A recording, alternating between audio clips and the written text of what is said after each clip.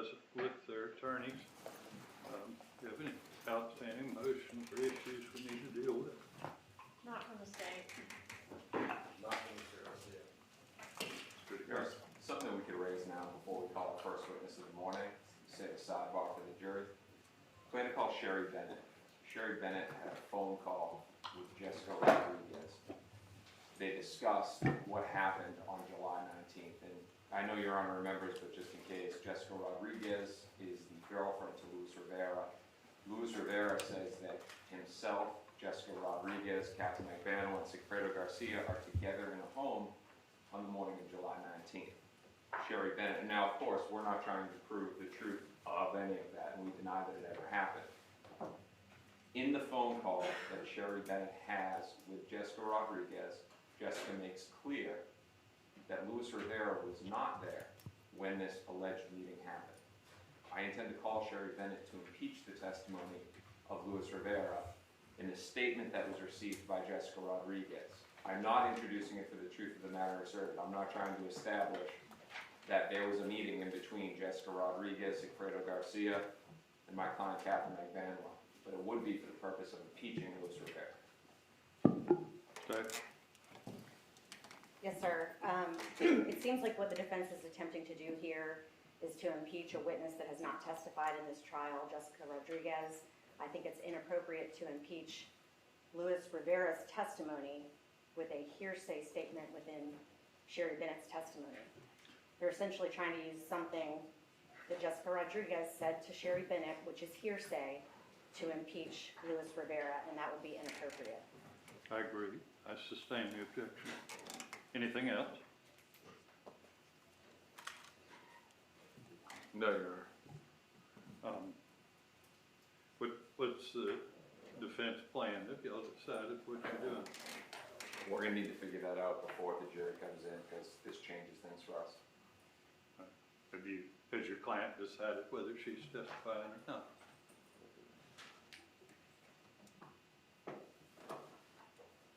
One second, Your Honor.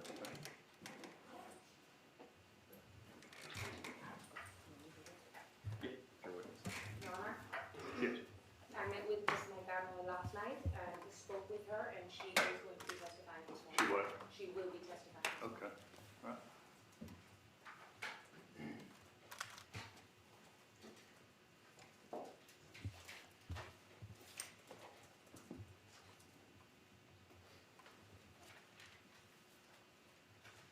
Let's talk about a plan on scheduling. What is the state thinking you'll have rebuttal? Yes, sir. So far, we know of one rebuttal witness. Right. Make sure you have them available. I don't want to delay. Yes, sir. And Mr. Sanganet? Yes, good morning, Judge. So, my concern,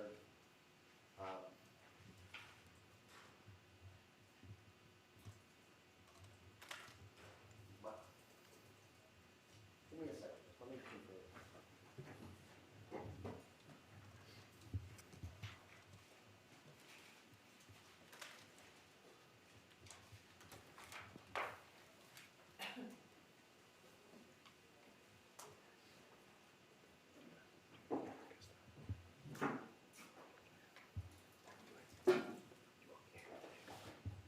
Judge, with the court's permission, before Ms. Magbanua testifies, I have to do a little bit of research. I may address Mr. Garcia's position with regards to the new motion assessed. Try to deal with it when it comes. Certainly be heard at the appropriate time. Thank you. But let's talk about scheduling. How would y'all propose we proceed from here? I assume we're going to finish the testimony maybe early afternoon today. How would y'all propose we proceed? My proposal would be to close this afternoon, let the jury go home, and then deliberations in the morning.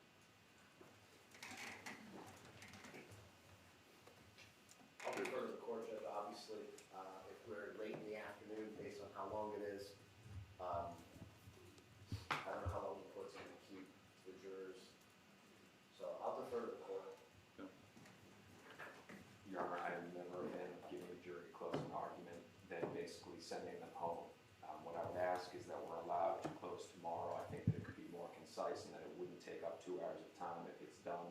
more or less on the fly today after testimony.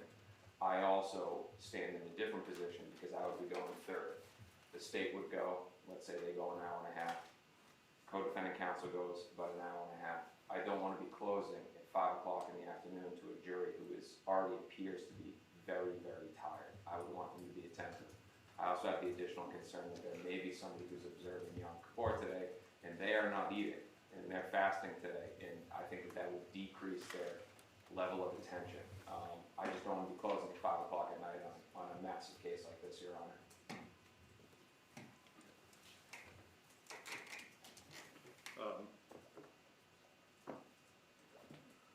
Let's talk about deliberations. The state and Mr. Garcia have a right to request that the jury be sequestered if deliberations are not concluded. Let's assume we start, it's not like jury deliberation will be tomorrow regardless. What's your position, Mr. Sanguinet, on whether you're going to insist on the jury being sequestered overnight if they don't reach a verdict tomorrow? Give me just 1 second. Sure.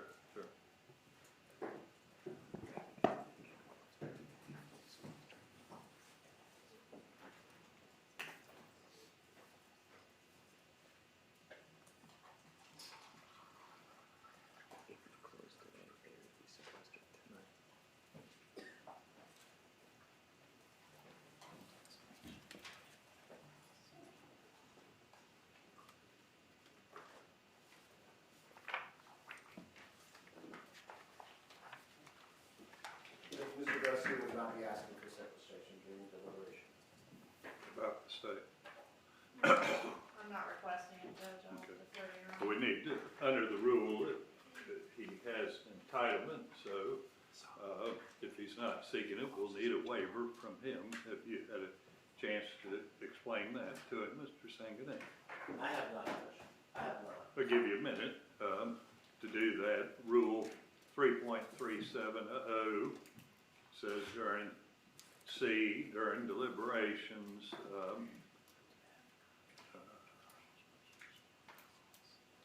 unless sequestration is waived by the state, the defendant in all capital cases in which the death penalty is sought by the state, basically jurors have to be sequestered once they start deliberations. I'll give you a few minutes to talk to him about that. It would frankly simplify things if we don't have to sequester them, but if we do, we need to make prior arrangements to do that. I'll give you some time to talk with him. Anything else from either side? No, sir. Other than this issue, Judge. Okay. Well, let's reconvene at 9 o'clock. We'll get Mr. Garcia's position on that, and then we'll start with the jury. All right?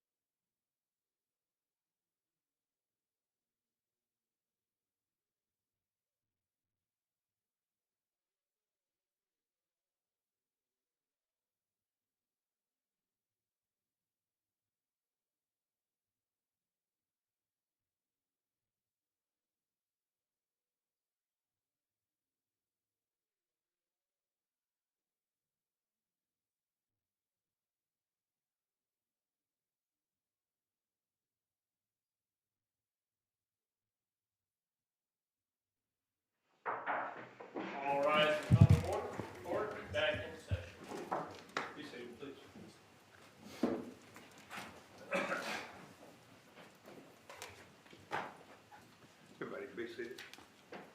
Did you have a chance to talk to Mr. Garcia? Yes, Judge. After reviewing 3.370 subsection C, having that discussion, Mr. Garcia is requesting registration on the jury getting the All right. So, we've been working on arrangements. Sheriff's Department was hoping they didn't have to do that, but they've been working on arrangements. So we'll be prepared to do so. Yes, Ms. Norris, did something? Yes, sir. In light of the defendant's intention to testify, Ms. Magbanua, in this case, the state is requesting that Sergeant Christopher Corbett be allowed to be present in the courtroom during her testimony pursuant to the statute 90.616. If a witness whose presence is shown by the party to be essential to the presentation of our case, they can be excused from the rule. The case law states especially if there's no prejudice to the defense. In this case, Ms. Magbanua, if she's testifying, may give various dates, times, locations regarding her activities over a significant length of time, particularly June and July of 2014. If Sergeant Corbett's able to hear those exact dates, times, locations that I might not be able to effectively keep track of, he would be able to then look at the data and determine if there's anything he could use to rebut that testimony. His testimony would be limited to the records. He can't change the records. They are what they are. So I don't think his presence would be prejudicial to the defense in this case, and we think that would be essential to rebut any potential testimony by Ms. Magbanua. Magbanua. Yes, Your Honor, thank you. Ms. Magbanua is not an expert. I will not be offering her as an expert. That is, my understanding of that rule is to allow, that's why we had no problem with him sitting in when Mr. Swayke testified, because he can then opine or give his expert testimony based on another expert. Him sitting in on Ms. Magbanua is completely inappropriate. If the state wants to attack dates or times that we bring out, they can tell him which dates there are. I agree.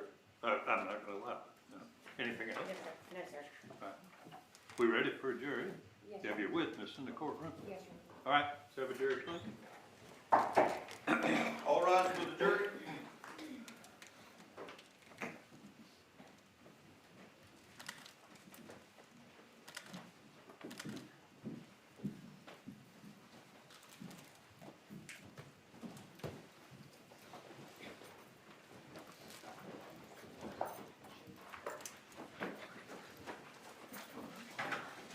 Good morning, folks. Thanks for being back here this morning. Everybody be seated, please. You may call your next witness. Your Honor, at this time, the defense calls Katherine Magbanua to the stand. All right.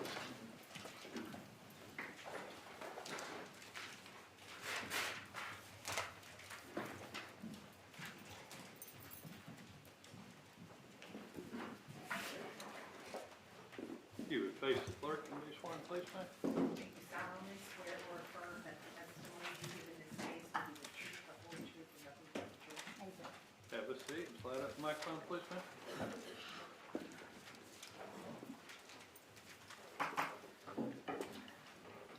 You may proceed. Thank you, Your Honor. Good morning, Ms. Magbanua. Good morning.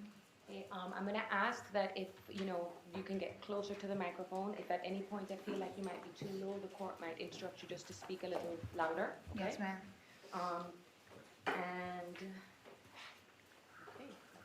Could you please introduce yourself to the jury and spell your name for the court reporter? Good morning. My name is Katherine Magbanua, Katherine, Magbanua, Magbanua. Now, Ms. Magbanua, before you took the stand today, Yes, ma'am. you and I had a discussion. You understand that you do not have to testify today. Yes, ma'am. Is it completely your decision to take the stand today? Yes, ma'am. Objection, always. Overruled. Okay. Now, how are you feeling? Nervous? Okay. Now, if I'm going too fast, just let me know, and I'll try and slow down, all right? Yes, ma'am. And I'm just gonna take you back right now. Well, let's ask the most important question. Did you have anything to do with the murder of Dan Markel? No, ma'am. Did you get the father of your children, Mr. Garcia, to commit a murder on behalf of Mr. Charlie Adelson? No, ma'am. Now I'm going to take you all the way back, not too far back, Okay, but to around the area of 2013, yes, ma'am. okay? Now, when is the first time that you met Charlie Adelson? I was working at a dental office in South Beach, and it was Sophie Dental. Okay, now what does Sophie stand for? South of Fifth, I believe? Okay, and that would be on Miami Beach, you said? Yes, ma'am. Okay. And at that time in 2013, what were you doing at Sophie Dental? What was your job description? I was working in front desk, receptionist, and like insurance verification, like clerical work for the office. Yeah, okay. It didn't require you to have any specialized knowledge in dentistry? No, ma'am. All right. Did Charles Adelson work at Sophie Dental? Yes, ma'am. Now, was he an employee of Sophie Dental or was he like a subcontractor? A subcontractor. He was a specialist. Now, explain what that, how it is that he works with Sophie Dental being a specialist. We have a periodontist, and we would just schedule him out whenever there's patients that needed to be seen by a specialist. That whoever needed his specialized services? Yes, ma'am. All right. And you said what kind of dentist was he? A periodontist? Do you remember the first time you actually met? Not to my knowledge, no. Like, he walked into the office, but the girls just told me he's one of the specialists. Okay. Now, how is it that you two started to communicate outside of the work arena? I believe, like, he was asking a couple of the girls, if I was single, and then he took down my number, or I think he put his number on my phone. I told him I already have your phone number because the doctors tell us to, text to see if, they can call the office and then schedule out patients for them, or whatever their schedule is, Okay. And so, or availability. at this time, are you broken up with Mr. Garcia? Yes, ma'am. Okay. Are you living with him? No, ma'am. You've already kicked him out of the house. Yes, ma'am. All right. Now, moving over to Mr. Garcia. How long have you known Mr. Garcia?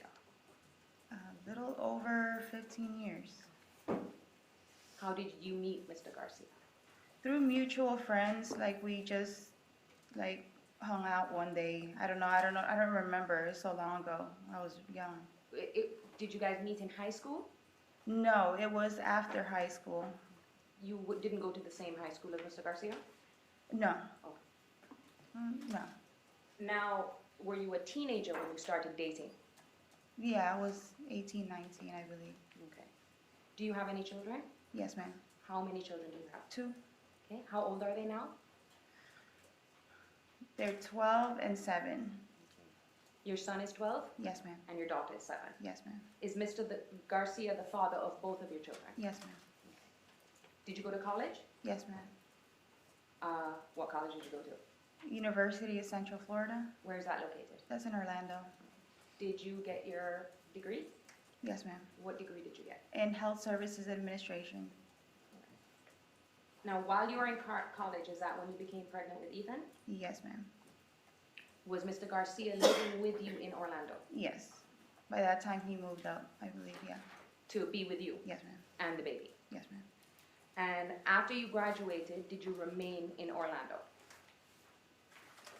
I believe only for like a couple months, but I went back down to Miami because I needed to start working and he needed a babysitter for my son.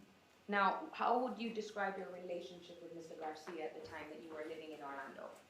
It was great. Okay. No problems at that time? No problems. So you moved back to Miami. Yes. What family do you have that lives in Miami?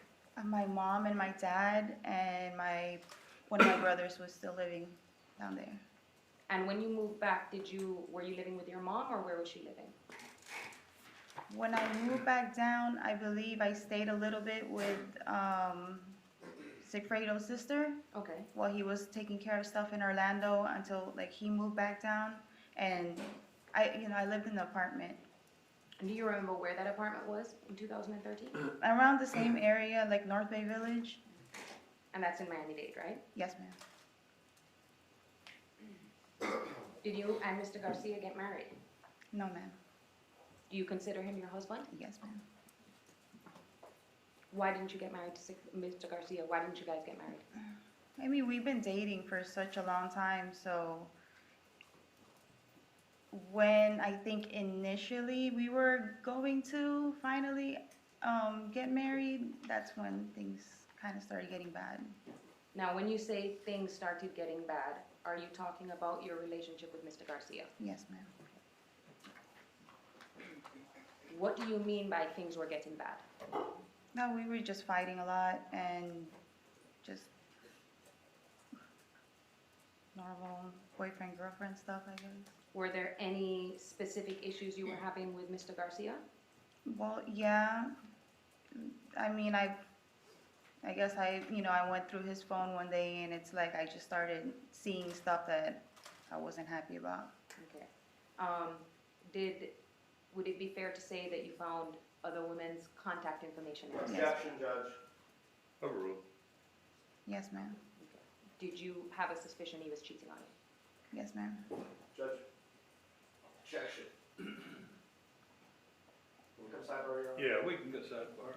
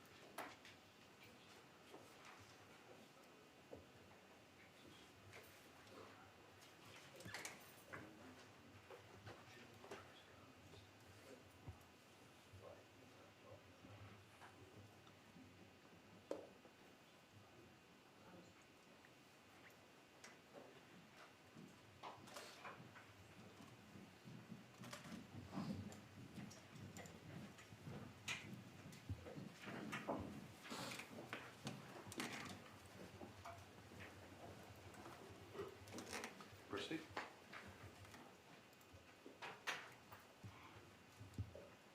Now, we talked about when things started to become rocky with your relationship with Mr. Garcia, okay? When did you and Mr. Garcia officially have a big breakup? Like when as in, like, the year? So, let me do this. Was it fair to say you guys were constantly breaking up and getting back together? Yes. In 2013, when you met Charlie Adelson, you and him had broken up officially. Yes, ma'am. And that's the first time you actually kicked him out of your house or Yes, your ma'am. home. Yes. in 2013, when did that breakup happen in relation to you working at Sophie Dental? So we can just have a general idea of when that happened. I believe like towards the end of the year, Let me ask you this. When was Kaylee born? When was her birthday? May May 30th, Okay, May 30th of what year? 2012. All right. When Kaylee was born, were you and Sigfredo and Mr. Garcia still together? Yes, ma'am. When she had her first birthday, were you still together? Yes, ma'am. But you know you broke up with him before you met Charlie Adelson in late 2013. Yes, ma'am. All right. You can't give me a specific date. No. Did a specific incident occur that caused you to break up with him? I believe so, yeah. There was like a phone call where his phone kind of called me by accident. I kind of overheard him talking about something to one of his friends, about a girl maybe, and I was done. And when you were done, he was living with you at the time, right? Yes, ma'am. Who else was living in your home? My mom. Okay. And so after you was kicked out, it's just you, your mom, and your kids. Yes, ma'am.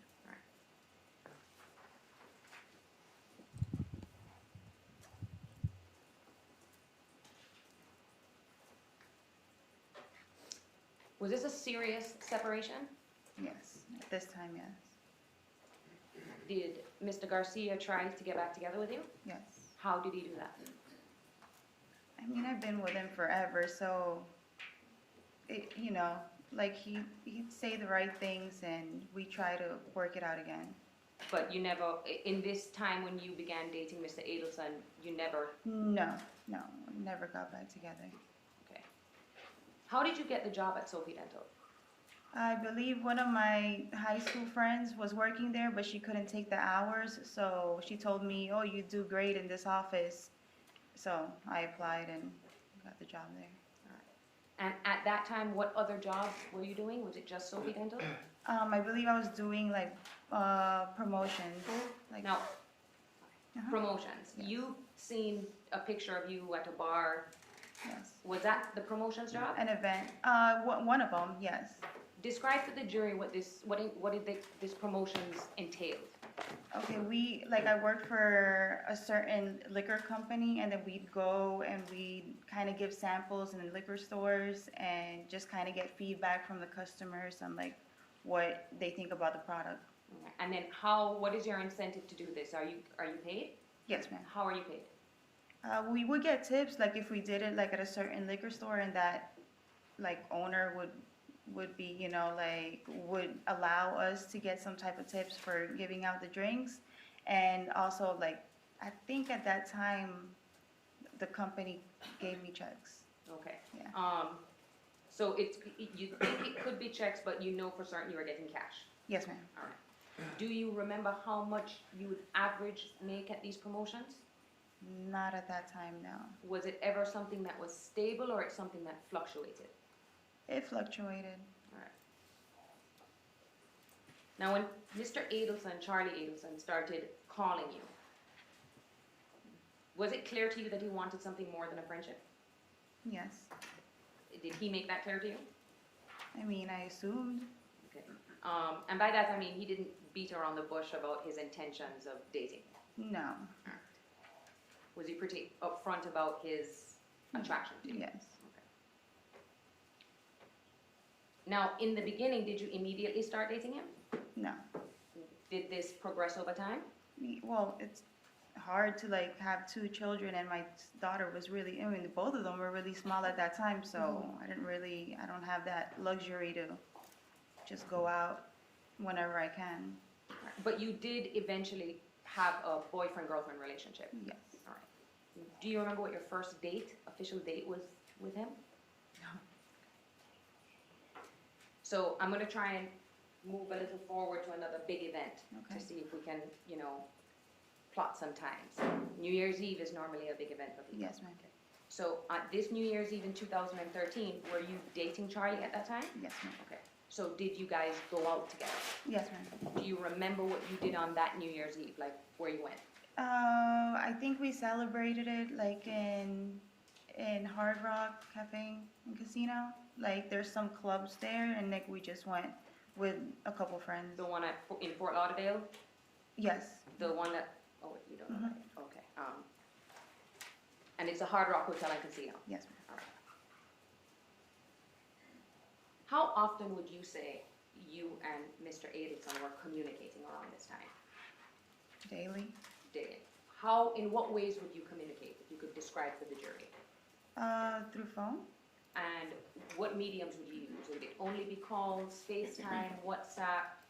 What do you remember using to call him? Text messages Yeah, text messaging and phone, regular phone call. and just regular phone calls? Now, did you ever consider yourselves boyfriend and girlfriend? I mean, we never put that, that label, like boyfriend, girlfriend, but yeah, I guess. I mean, we were hanging out a lot. And when you guys would talk to each other, you'd call each other baby. Yeah, Would you say things like, if you end a conversation, you'd say, I love you? yeah. But in terms of it being a serious relationship, were you ever looking for him to move in with you? No, Was there ever any discussion about that? no, Was there any discussion ever about marriage? no. And how busy was Charlie Adelson at this time in terms of working? I think he's always busy. I think he's always, he has a lot of patients, like all over Miami-Dade and Broward. Okay. And then even you, up, further up. I don't know how far his patients go. but he travels Up and down, yeah. all through Dade, West Palm, Yes. all those counties to do his specialty, correct? Yes, ma'am. Now, did you see each other every day? At that time? Yeah. I don't think so. But you did talk every day. Yes. How would you describe Mr. Charlie Adelson in terms of how much he talks? A lot. You were listening to some of the phone calls that were played in court, right? Yes, ma'am. And some of those are fair and accurate representation of How he talks. conversations that you guys have. Yes, ma'am. Seems like he goes off on a tangent sometimes. Yes, ma'am. Now, were you in a sexual relationship with Mr. Adelson? Yes, ma'am. But you were not exclusive with him? No, ma'am. Now, I know this is going to be a little uncomfortable. Were you still having a sexual relationship with Mr. Garcia? Yes, ma'am. How often? Whenever we would kind of get back together, I guess. Was it as frequent as how much you were having sex with Mr. Adelson at that time? No, ma'am. Okay. Describe your relationship with Mr. Garcia at the time that you're dating Charlie. He was just always kind of in and out. He was around because of the kids, so, but he'd be in and out of my life. Okay. Did you talk to him or try to talk to him almost every day? I believe so, And why was that? because of the kids. All right. And did you also communicate with him through text messages and phone calls? Yes, ma'am. To your knowledge, did Mr. Garcia know about your relationship with Mr. Adelson? Yeah, Okay. Did Mr. Adelson know about your relationship with Mr. Garcia? yes, Did Mr. Adelson always support or encourage you to get back together with Mr. Garcia? yes, Did he always say, that's the father of your kids? yeah. Did you feel that was also a reminder to you that this wasn't anything serious with Mr. Adelson? With the way he always says that, yeah. Always That's why I just knew it wasn't something serious. It wasn't gonna be forever. Now, would there be times around that time that you wouldn't be able to find Mr. Garcia? Yes, Was that normal that he would be missing for days at a time? yes, ma'am. When that happened and you needed to get in touch with him, would you constantly text and call his phone? Yes, in terms of blowing up his phone, yes, Okay, I didn't want, but that's the term. You were blowing up his phone. yes, If you needed something from him, you weren't shy about continuously trying to get in touch with him. yes. All right. Now I'm going to try to move forward to about March of 2014.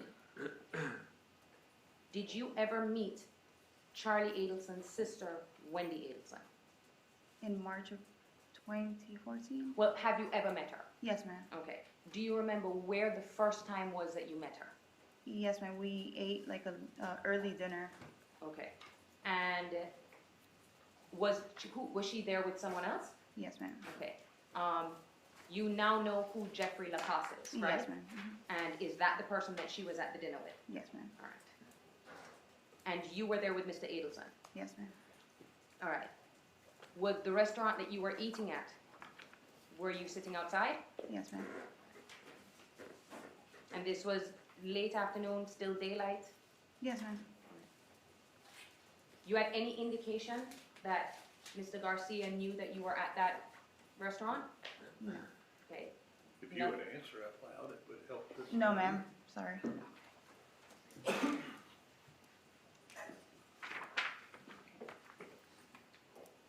Does it sound like a fair representation that that occurred in March of 2014? Yes, ma'am. Okay. But you wouldn't be able to tell me what exact date that Yeah, happened? I don't remember. Now, another big day in May is Kaylee's birthday. Yes, ma'am. All right. So that's May 30th. Mhm. This would now be in 2014, so it's her second birthday? Yes, ma'am. Do you remember that day? Yes, ma'am. Do you remember what you did for Kaylee? Yeah, I had like a small little birthday party in the apartment. The apartment you were living at what location? That was in Treasure Drive. Treasure Drive. Yeah. Is that on the beach or is that, It's like next to the water. okay. Yeah, it's like a condominium. You saw all of the Cell phone. cell phone towers and the maps and where you are on that little island. Is Yes, that, ma'am. that's what the Treasure Beach Drive location is? Yeah, that's North Bay Village. North Bay Village, Mhm. okay, thank you. So you did a small cutting of the cake. Did Mr. Garcia show up? Yes, ma'am. Okay, so how long did he show up for?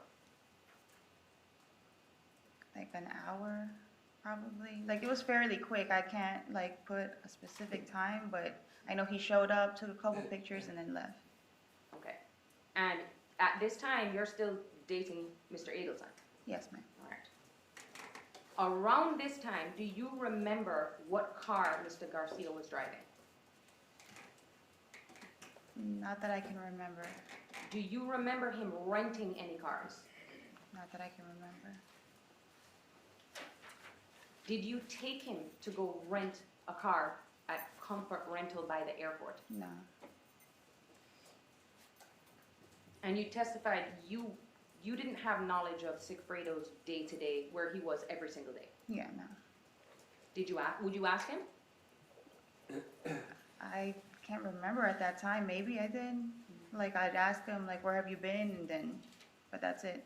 Half the time at that time I don't think I was asking so many questions. Okay.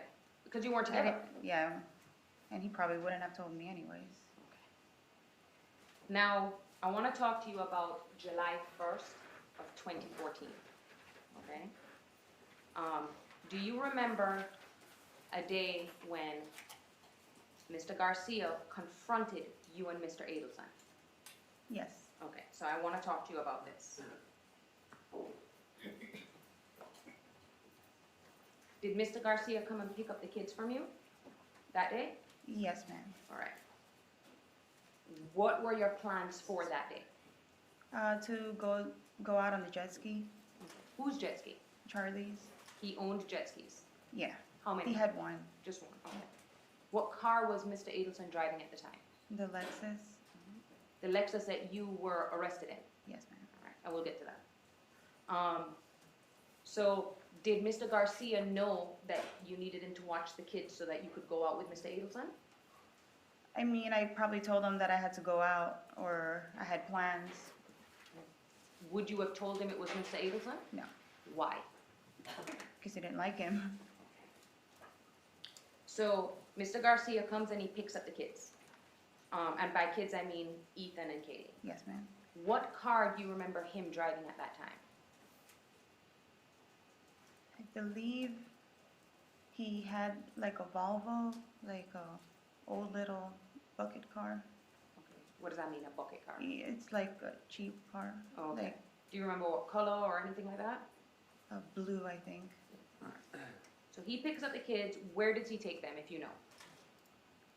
He took them to go eat like around the corner, there's like a pizza place Mm-hmm. down the block. I think we took him out to go eat.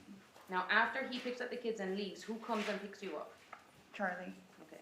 And you get in the car with him? Yes, ma'am. Alright. And you guys are just gonna go and take the jet skis out? Yes, ma'am. Alright. What happens, well, how, you pull out, Mr. Adelson does. Mhm. How far does he get away from your apartment? Probably down like a block. And then what happens? Sigfredo cut us off Okay, in what?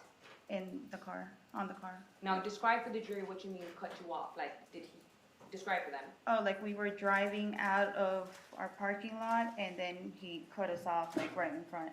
Like he went around us and cut us off and blocked the street. Did Mr. Adelson have to slam on his brakes to stop? Yes. Were your children in the car with Mr. Garcia? Yes, ma'am. Okay. Did Mr. Garcia get out of the car? Yes, ma'am. What was he doing? Screaming in the middle of the street At who? at us. Did you guys roll down the windows? No. Do you have any idea what he was yelling? No.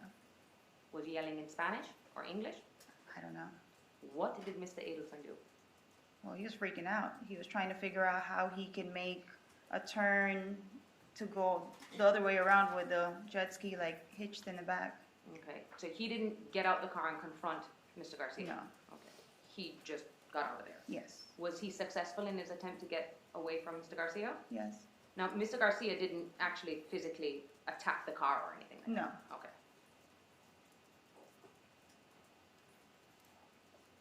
Now, who is Yendra? Like a high school friend. She's younger. Okay. And you saw Yendra here in court, right? Yes, Miss ma'am. Mascaro? Yes, ma'am. Okay. And you and her are very close friends, right? Yes, ma'am. Were you both working at the clubs together? Yes, ma'am. And I want to first talk about Hollywood Live. All right? Where is Hollywood Live? In Hollywood Ave, I believe. In Fort Lauderdale? I believe that's like in the beginning of Fort Lauderdale, yeah. It's not one of the clubs that is at the Hard Rock. No, ma'am. It's a separate establishment. Mhm. Okay. How did you get the job at Hollywood Live? I believe through friends or, because I was working in another club before that, and when you work with other girls in bottle service, they kind of like recommend you. Like, oh, there's this other club too that you make good money at. Do you remember what the first club you started working at was? Fate. Fate was the first club that you were working at. Okay, so you started working at Fate and then got another job at Hollywood Live. Yes, ma'am. All right. Now you keep saying bottle service. Describe for the jury what bottle service is. Okay, we have like VIP sections in, you know, the establishment and the club, and basically we have, you know, we service the people in the VIP with the bottles. We take them out with the sparklers, make a big scene, like take pictures, like dance a little bit, I guess, for the customers, and then just make them feel special. Okay. Now part of your job is how you dress, right? Yes, ma'am. It's expected you to dress provocatively Yes, ma'am. with probably as little clothes as is allowed Yes, ma'am. without you being arrested or anything, right? Yes. And that is because that's going to get you more tips, right? Yes, ma'am. Mhm. An average night, because you've heard a lot of testimony about how much money you made. What was a good night for you at the club? A good night for me. I can walk out of there with $1,000 to $1,500. Now, let me ask you this. Certain nights are better than other nights, right? Of course. Mm-hmm. So what is probably the best night of the week? A Saturday, or if there's like some artist or somebody that's gonna be performing in the club, Mm-hmm. you'll get, you know, people that. High roller clients. Yes, ma'am. All right. And Friday a good day to work too? Yes, ma'am. All right. It can Did be you in the own- middle. Oh, It can go be ahead. in the middle of the week. It could be like a Wednesday night. Especially if someone is making a special appearance. in the Yes, club. ma'am. Was your schedule set every week with specific days, or you could No. pick up and drop shifts? Yeah. How often would you work? Give me an average, because I know it wasn't the same every week. But would you work sometimes more than 2 nights a week? Yes, ma'am. Okay. And sometimes you would work 1 night a week? Yeah. If we knew that it was gonna be like a slow month, Mm-hmm. and if we come in on a Friday and it didn't seem like we're really making much, majority of the time on Saturday, like, we'll try to trade off shifts. That's another thing you can do. You can trade off shifts with the girls. Like, can you come in for me? And then, you know, they're very lenient about it. Okay, and that's how it is in the service industry. Yes, ma'am. Everybody's picking up each other's shifts. Mhm. Now, did you report your cash tips? No, ma'am. You didn't report them on any tax returns? No, ma'am. Okay. Why not? Because they're my cash tips. Like, I mean, none of the girls really did it. Okay, now you understand that you haven't paid taxes on that cash, Yes, right? ma'am. Okay. And you do understand that you are supposed Yes, ma'am. to report all of your cash so you can pay the federal government, right? Yes, ma'am. But you did not. I did not. Okay. Would you save up a certain amount of cash and keep it at home? Yes, ma'am. Okay. Did you deposit everything that you made cash-wise into the bank? Yes, ma'am. You did? I mean, cash-wise, yeah, like I'd save up, you know, and then whenever I get a chance, then I would deposit it. Okay. So you wouldn't go, for example, like every Friday after a shift or every No. Saturday? No. Okay. How many bank accounts do you have? 2 How long or have you more. had? Oh, from which 2 banks do you go to? To Chase and to Bank of America How long have you had 2 bank accounts? since I guess I opened. Okay. I mean, since I was probably 16, 17. Oh, okay, so you've always had 2 separate bank I accounts, believe right? so, yeah. Okay, so there would be bank records dating all the way back. I believe so. I don't know how far back though. Okay. Yeah.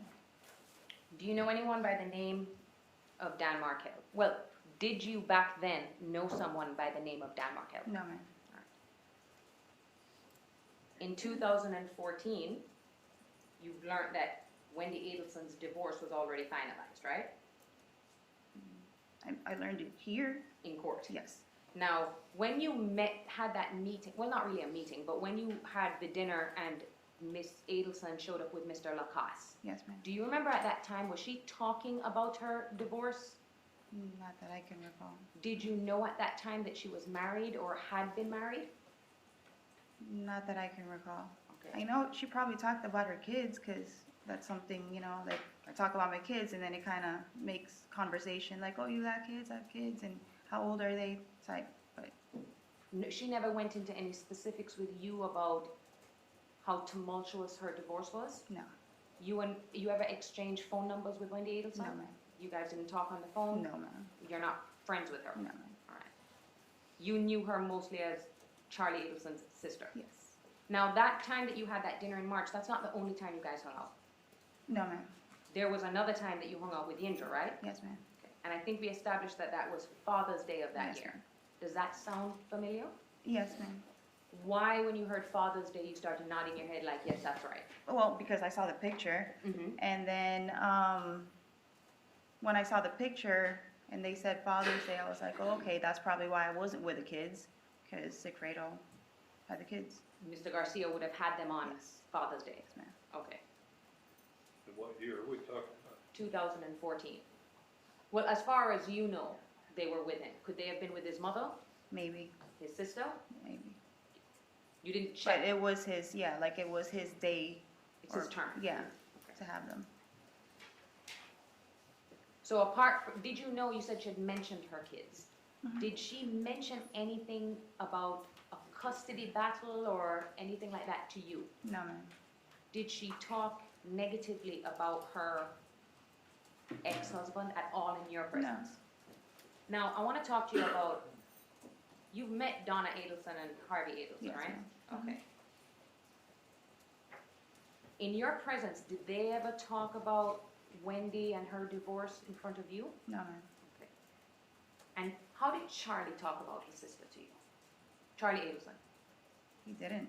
He didn't talk about her to you at all? I mean, he told me he had a sister, he had a brother, but that's about it. Not any details. You never met the brother, right? No. Okay.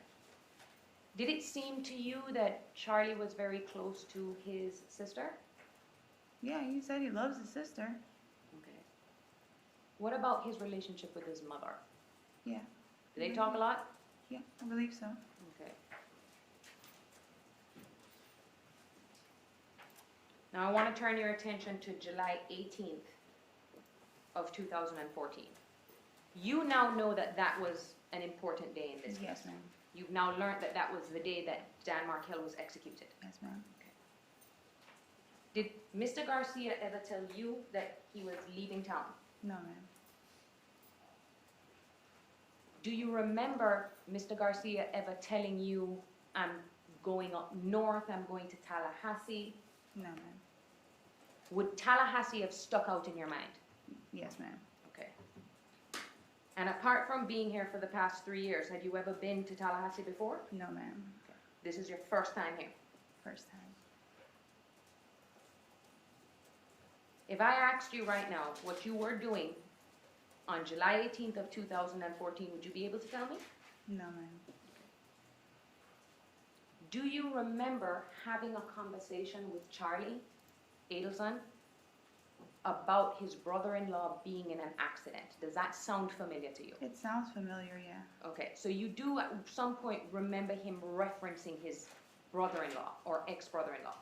I believe so, yeah. As best as you can remember, and I don't want to put words in your mouth, try to describe for us what it is that he said to you in terms of referencing his ex-brother-in-law being in an accident. Well, that was it. Like, I remember, or trying to remember, that there was one day that he had called and he said, yeah, like his brother-in-law got in an accident. I don't know if it was a car accident or an accident. Okay, do you remember, does car accident, does that sound familiar, or you don't know? I don't know. All right. Did he tell you that his brother-in-law had been shot twice? No, ma'am. Okay. He didn't tell you he had been murdered? No, ma'am. Would you have remembered that if he told you? I would remember that. How do you know Luis Rivera? Through Sigfredo? Were you ever close with him? No, ma'am. You knew how close he was to Mr. Garcia, though. Yes, ma'am. But you wouldn't, did you hang out with him if Mr. Garcia wasn't around? No, ma'am. Did you talk to him on the phone at all? No, ma'am. If you couldn't find Mr. Garcia, would it be a safe assumption that Luis would know where he is? Yes, ma'am. But you didn't have his number even saved in your phone, right? I don't believe so. Okay. You saw the phone records in this case, right? Yes, ma'am. Your phone records. Yes, ma'am. And the prosecution was talking about a call being placed with a number that begins with 934. Do you remember that? I remember it now because keep seeing it in this Okay. trial. And they make a big deal about it. Yes, ma'am. Can you tell me today or tell the members of the jury who it was that you were trying to call? With the what? With the. With that 934 number. Do you even know whose number that is? I mean, I believe that it wasn't that Lewis's number. Oh, no. Well, I'm asking you. At the time, do you know, could you testify today and tell me that that was Lewis's number? No, ma'am. It could have been Lewis's It number. could have been. All right. And would it have been reasonable that you were looking for Sigfredo and you tried to call Lewis's old number? If that was his number? Yes, ma'am. That sounds reasonable. Yes, ma'am. Okay. But you can't tell this jury definitively that that's what happened. Yes, ma'am. That would show also that you actually didn't know what his current number was. Yes, ma'am. You also saw the phone records of July 19th, 2018, right? Yes, ma'am. That was up on the board. And you saw the phone records where Luis Rivera called you first. Yes, ma'am. All right. On the morning of July 19th. Yes, ma'am.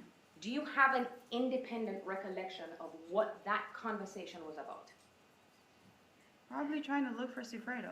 Okay. So you had been calling Sigfredo all that morning. Yes, ma'am. You now know where he was. Yes, ma'am. Where was he? At Shrimp's house. Who's Shrimp? The girl that he was talking to. Stephanie Carmona? Yes, ma'am. And she's the exotic dancer? Yes, ma'am. And as far as you know at that time, was he living with her? Yeah, he was living with her. Did you approve of your children being around? No, ma'am. Okay. Was that a point of contention between you and Mr. Garcia? Yes, ma'am. Now, it's clear from the records you didn't call him first, he called you. Yes, ma'am. Now, you had testified that, well, I'll just ask you, were you ever trying to deliver money to Luis Rivera and Mr. Garcia at Jessica Rodriguez's house? No, ma'am. Was there ever a time that you picked up money from Mr. Adelson's house that was stapled No, ma'am. and that you then delivered that to Mr. Garcia No, ma'am. or delivered it to Mr. Rivera? No, ma'am. You have been to Jessica Rodriguez's house, right? Yes, ma'am. Who is Jessica Rodriguez? Bless you. Bless you. It's Lewis's baby mama, I guess. Mother of his kids? Yeah, mother of his kid. Okay, they're not married? No, ma'am. All right. And you haven't seen her testify throughout this trial, right? No, ma'am. All right. Now, you had testified previously that you do not remember what you were doing on July 19th, 2014, correct? Yes, ma'am. Okay. If I were to show you a text message of yours from that day, would that refresh your recollection? Yes, ma'am.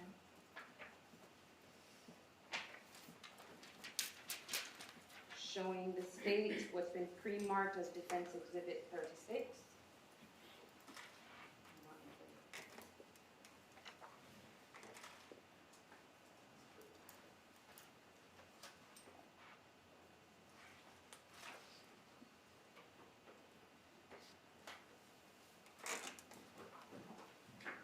For the rest of it, I'm also showing counsel for Mr. Garcia, the document.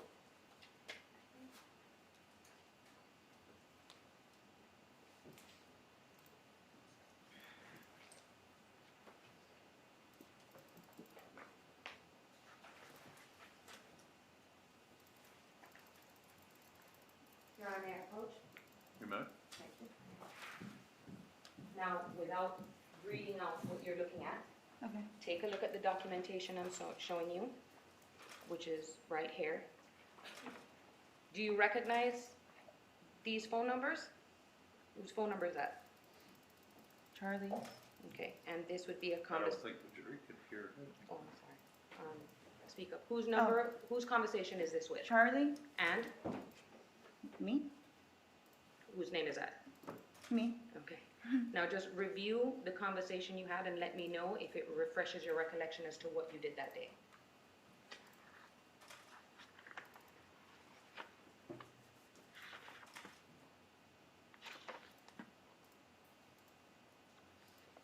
Okay. Also take a look at the time. I don't want to confuse. Okay. Has your memory been refreshed? Yes, ma'am.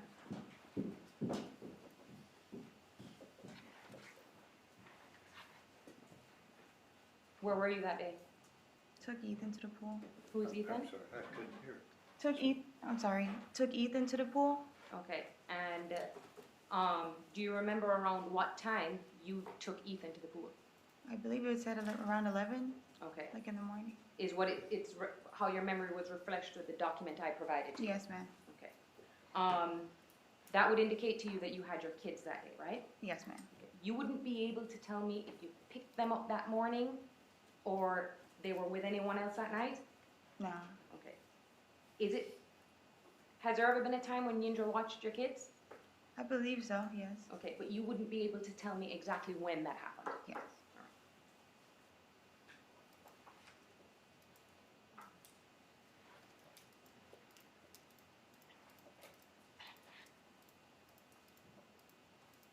Can you describe for the jury how it is that you started working for the Adelsons? How I started working? Yes. Well, I had asked Charlie for a favor if I could start working for him. Do you remember when you asked him for that favor? No, like year-wise, Date-wise? probably. If I were to show you a text message of when you asked him that, would that refresh your recollection? Yes, ma'am. All right. I'm showing opposing counsel, what's been pre-marked as Defense Exhibit 33.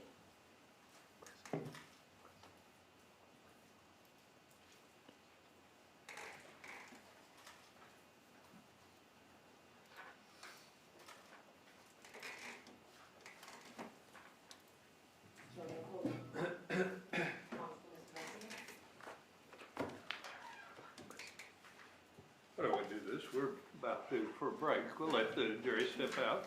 Should be 15 minutes. We'll come back to session for a minute here.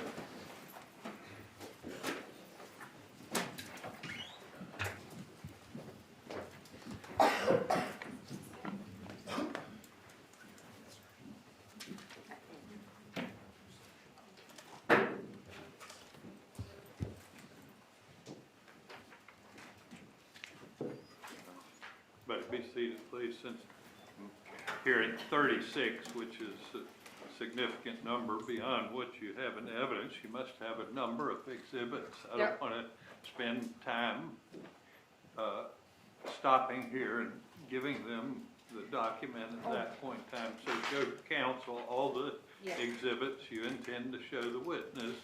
We'll take 15 minutes. I'll Thank hear you. from counsel if they wish to be heard. 15 minutes.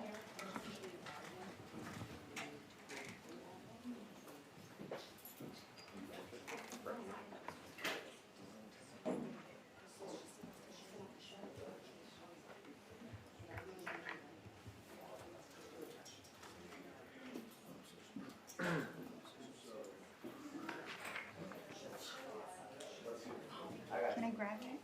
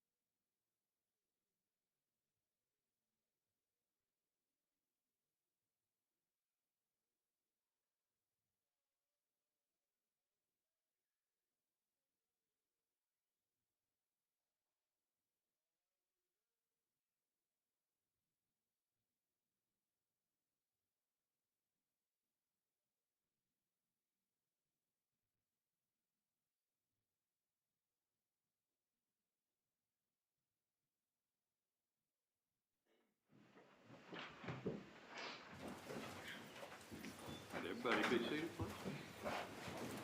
Make a decision, question. Thank you.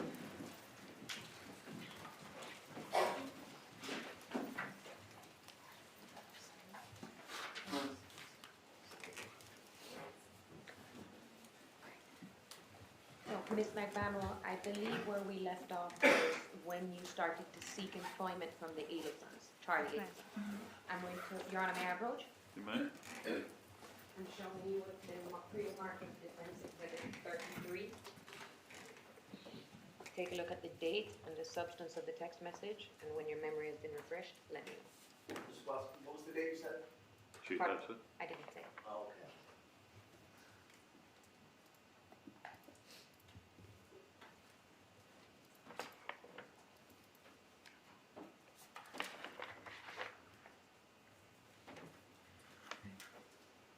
You remember?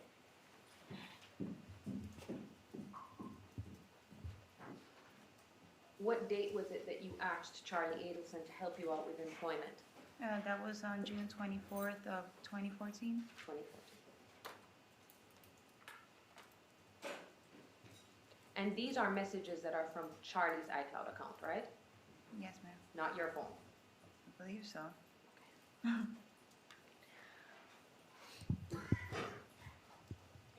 Now, why were you asking Charlie Adelson to help you with employment? Explain to the jury. The primary reason of why, I needed insurance for my children, and in order for me to get insurance for them, you kind of have to be in some type of bracket where you're making X amount of money so that I can get insurance. So just to clarify, who were you seeking, is this insurance that you were trying to get from the state of Florida for your 2 children? Yes, ma'am. Okay. And was this through what agency? DCF? The Department of Children and Families? Yes, ma'am. And correct me if I'm wrong, if you made too much money on paper, you would have to pay privately for the insurance. Yes, you'd have to pay privately, or whoever you're employed with, you'd have to, sometimes some places that I work for didn't offer insurance, so it was really, I needed to get insurance for them. You understand essentially you were defrauding the Department of Children and Families Yes, ma'am. to try and get insurance for your children. Yes, ma'am. That is what you were doing. Yes, ma'am. Now, did you not work for Charlie Adelson at all? No, I worked for him. All right. Did you work at the Adelson Institute? No, ma'am. Describe for the jury what you did for Charlie Adelson. Well, basically, since he was doing me this favor, I was kind of like his assistant.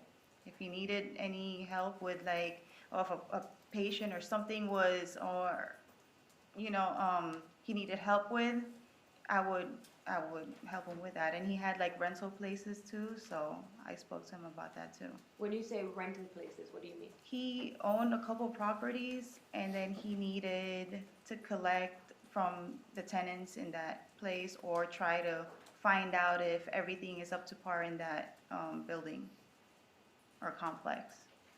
Would you be responsible for collecting rent, or?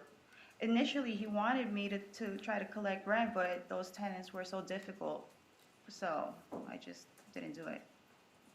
So you weren't working steady hours for the Adelsons? No, ma'am. You did, was it just odd jobs that you did for Charlie Adelson? Yes, ma'am. But you had a steady paycheck? Yes, ma'am. You saw all of the evidence of when those paychecks began. Yes, ma'am. Do we have any reason to doubt that the accuracy of those documents? No, ma'am. It seems to be a fair and accurate representation of when you were receiving the paychecks. Yes, ma'am.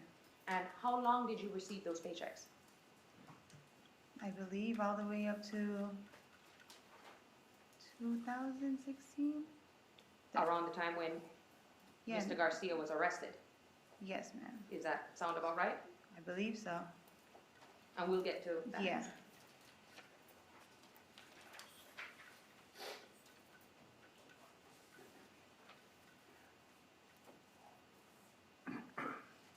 So just so that we're clear, on paper with your tax returns, it would only show you making a minimal amount of money to the government, Yes, ma'am.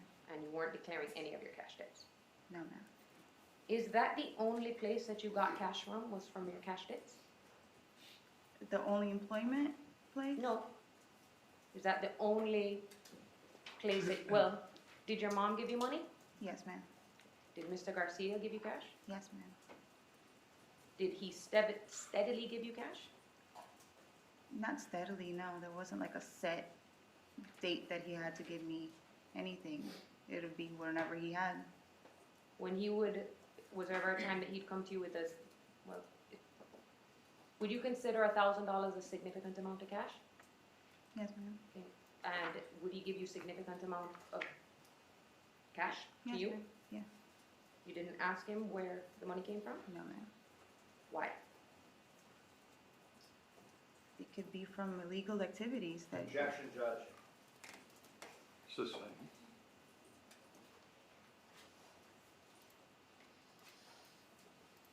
Were you aware that Mr. Garcia was selling cocaine? No, ma'am. Objection, Judge. Overruled. Did Mr. Garcia have a steady form of legitimate employment? No, ma'am. But he would show up on occasion and just give you cash. Yes, ma'am. Why would you take it without asking where it came from? It's for my kids. Did you have some suspicion about the location or where that money came from?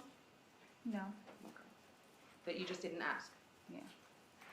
Now, I want to talk to you about another personal topic, your breast augmentation. Yes, ma'am. How long have you wanted to have breast augmentation?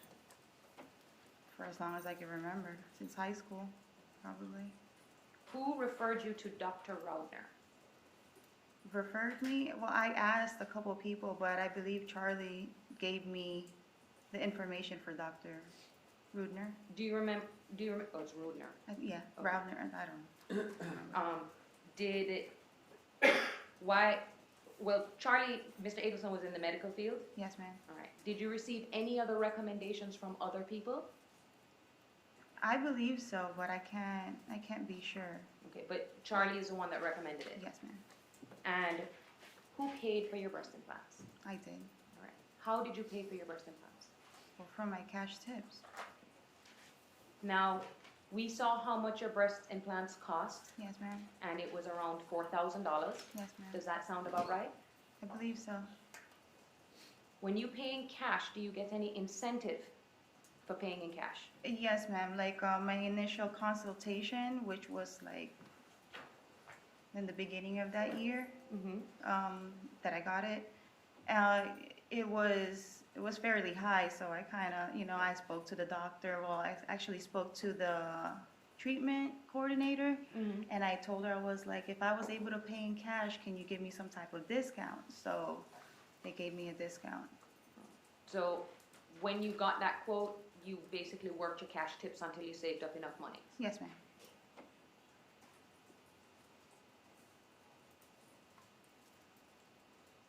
Did Charlie Adelson cheat on you, to your knowledge? Like, was he speaking to other women? Yes. Not to my knowledge, no. I mean, I can't be sure what he was doing. Would you have considered it cheating on you? If he was talking to other people? Yeah.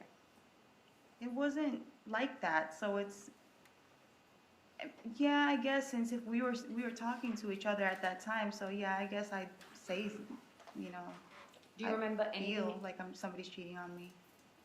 Do you remember ever getting into an argument with him over a specific case of infidelity or no? No. When was your breast augmentation? I believe it was October? So this is October of 2014. Yes, ma'am. This is another big event that you remember, right? Yes. Now, when did you officially start working for Charlie Adelson? September, I believe. And we can It rely was on like the a date of month the before record. that, yes. Okay. Were you broken up at that time Broken up with him? with Charlie? Around the time of the breast augmentation? Yes. Were you still? Like, were we not seeing each other as often? You'd let me know. I don't, what you Yes, remember yeah, on that time. mhm. So you guys were no longer seeing each other as much? Yes. Okay.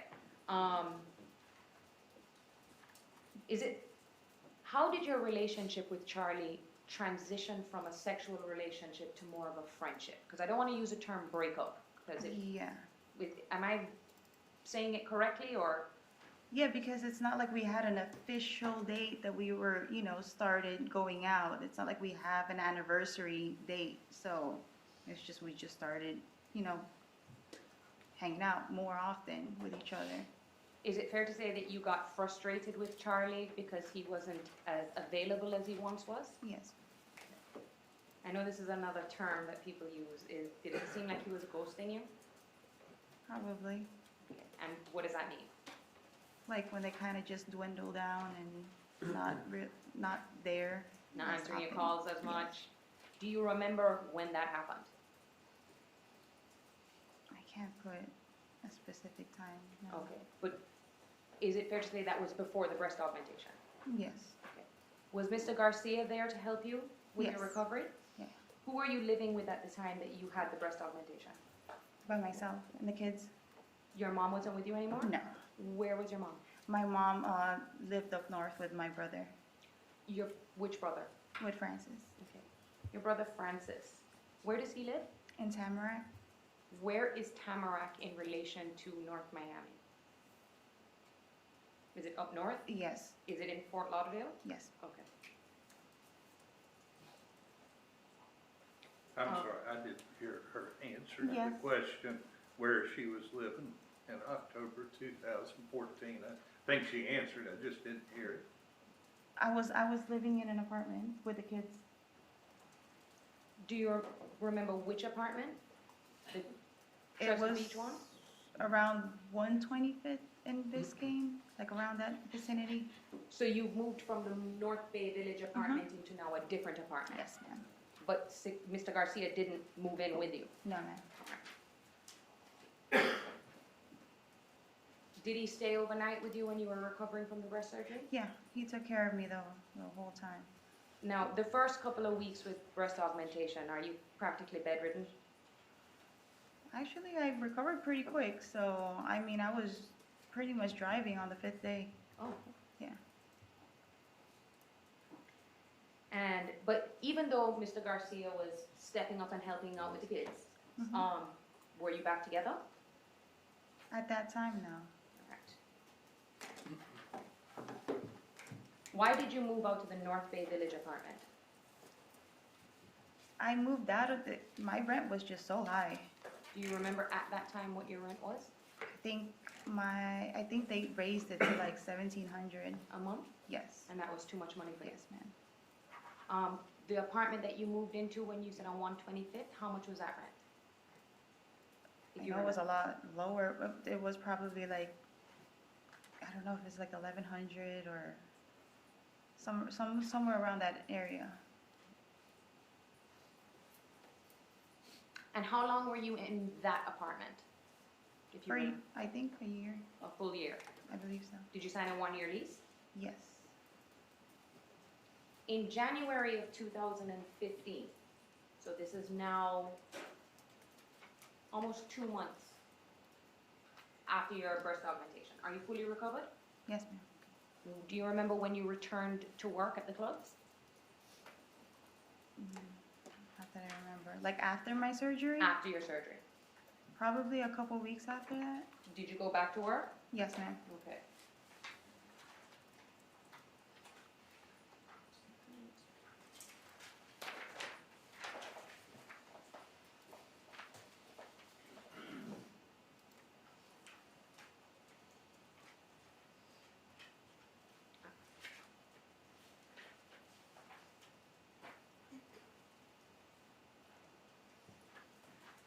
Your Honor, may I approach? You may.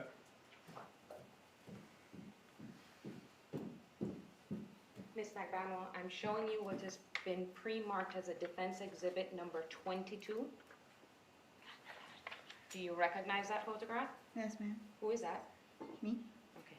Do you remember when, around what time that picture was taken?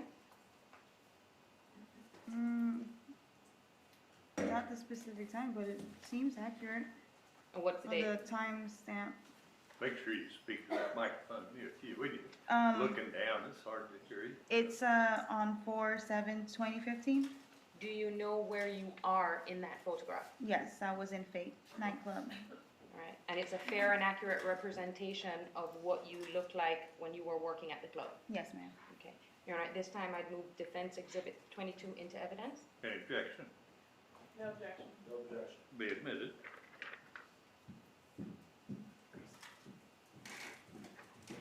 Permission to publish in the jury? You may.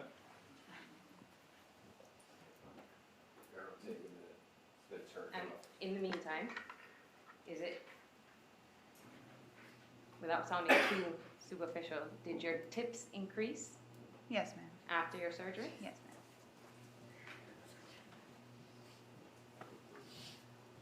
All right.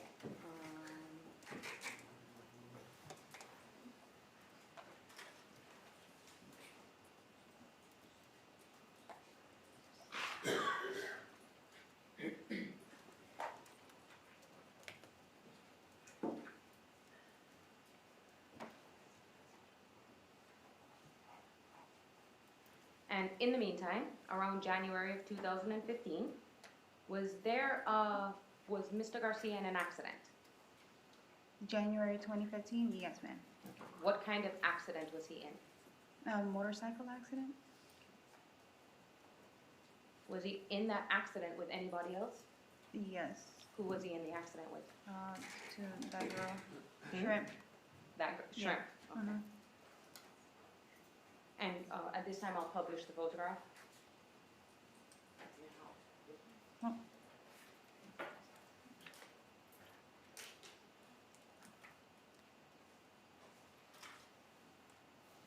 So Katie, when you were working the bottle service at the clubs, that's your uniform. Yes, ma'am. And how many hours would you work at night? I mean, it depends. It depends on when they tell us to come in. Now, this was about 5 years ago. Yes, ma'am. Okay. You look a lot different now. Yes, ma'am. Okay. Why? I've been incarcerated.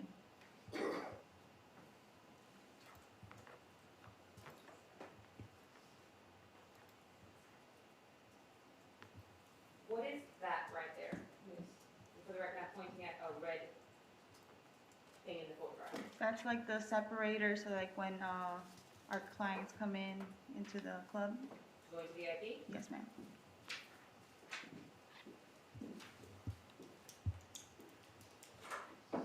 All right, so we're now talking about the motorcycle accident. Yes, ma'am. To your knowledge, was this a pretty serious motorcycle accident? Yes, ma'am. Was he severely injured? Yes, ma'am. And by he, I mean Mr. Garcia. Yes. Do you know if Miss Carmona, AKA Shrimp, was she seriously injured too? I believe so.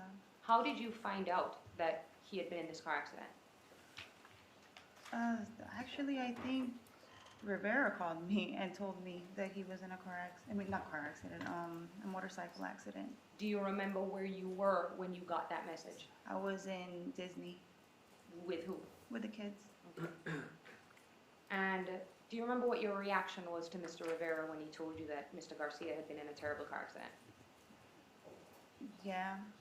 I was, like I was worried. I said, is he okay? And they said, yeah, he's okay, but he's like badly hurt. But at that time, I was kind of, like I was not doing well with him.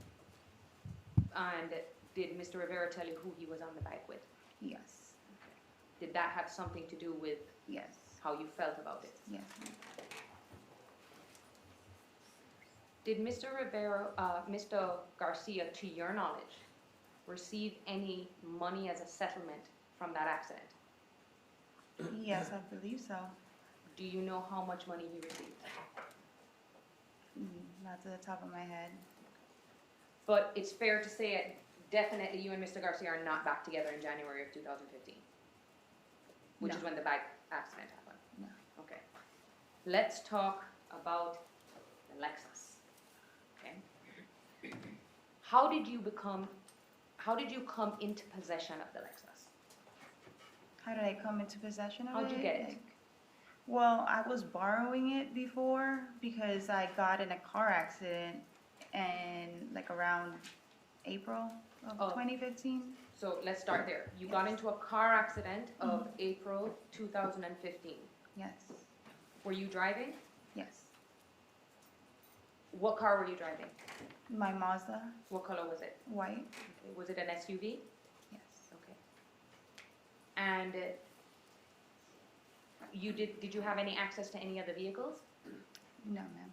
And around April of 2015, with this car accident, do you remember if you and Mr. Garcia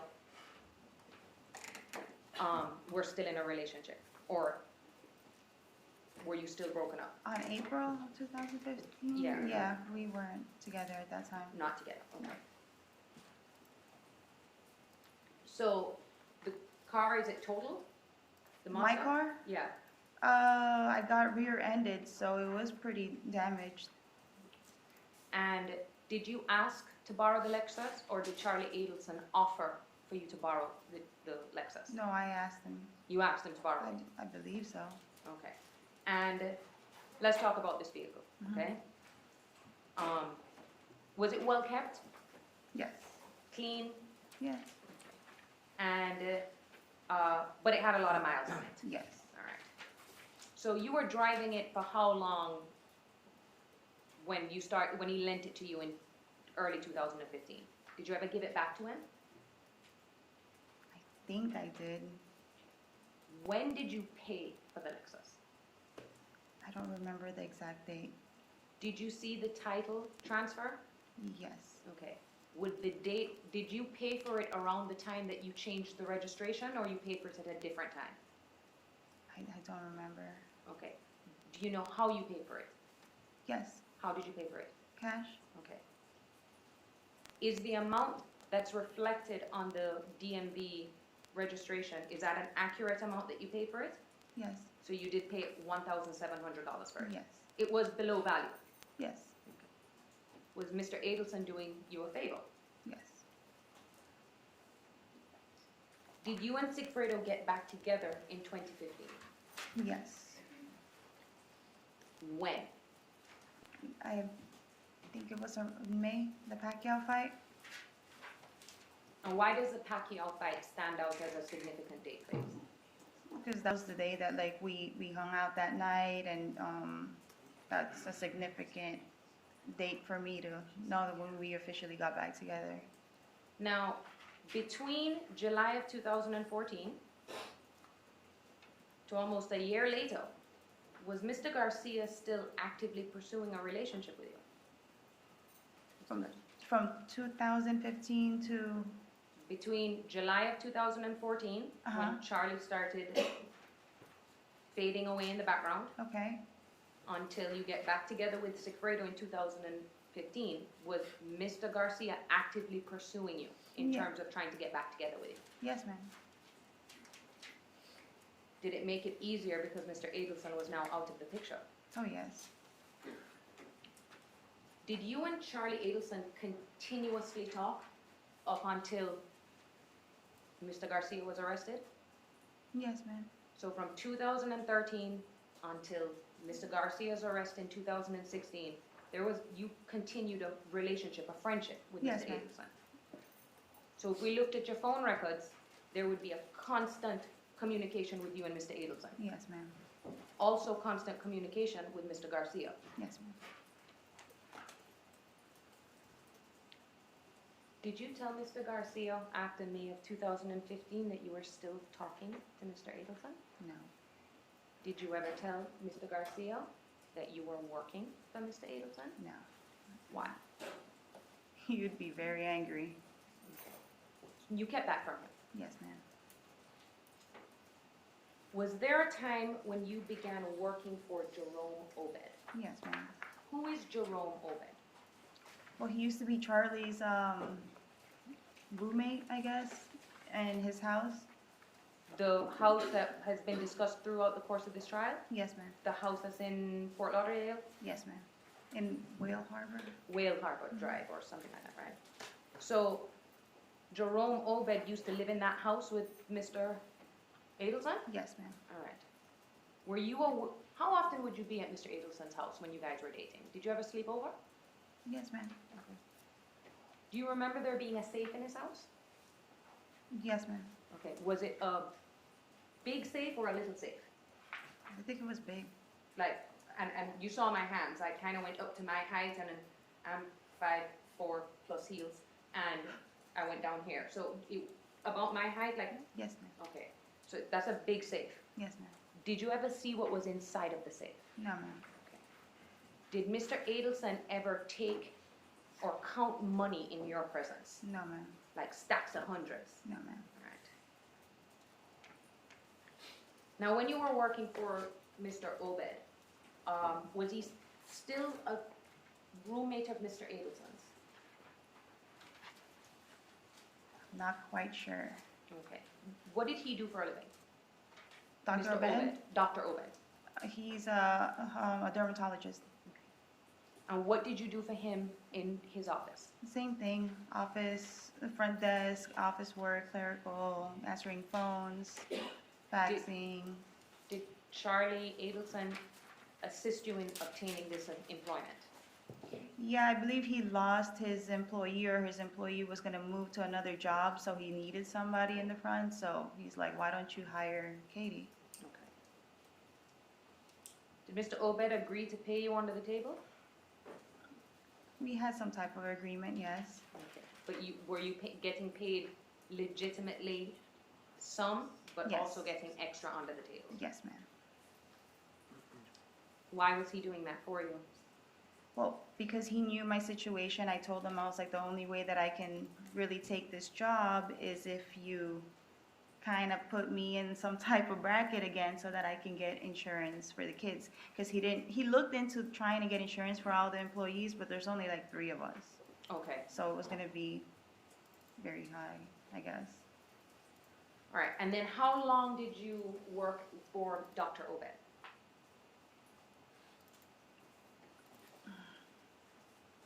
Maybe a couple months Now, what's the next job that you had after that?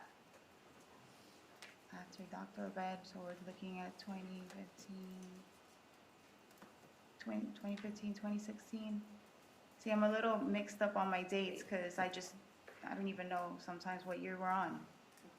So I'm going to move forward to Optimar Realty. Okay? Okay. Who got you that job? Yindra? Was Yindra already working there? Yes, ma'am. And that's Yindra Velasquez Mascaro? Yes, ma'am. Okay. And describe for the jury what your setup was in terms of office space when you were working at Optimar Realty.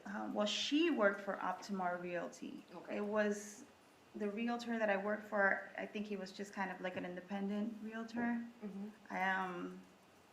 And we, since she had her own office, and there was like a little section, it's really small. It's like there's offices after offices, but instead of cubicles, it was like a glass. And she's like, oh, like if we set up a little table, maybe you can just be in the office with me. So then I took up like a little corner of her office space. So you guys shared office space. Yes, ma'am. Now, I know you said you didn't remember, but you are now aware of the fact that your phone was being wiretapped by the FBI, right? Was I aware of it? Not then. You're aware now. Oh, yes. Okay. But back then, you had no idea that anyone was listening on your phone calls, right? No, ma'am.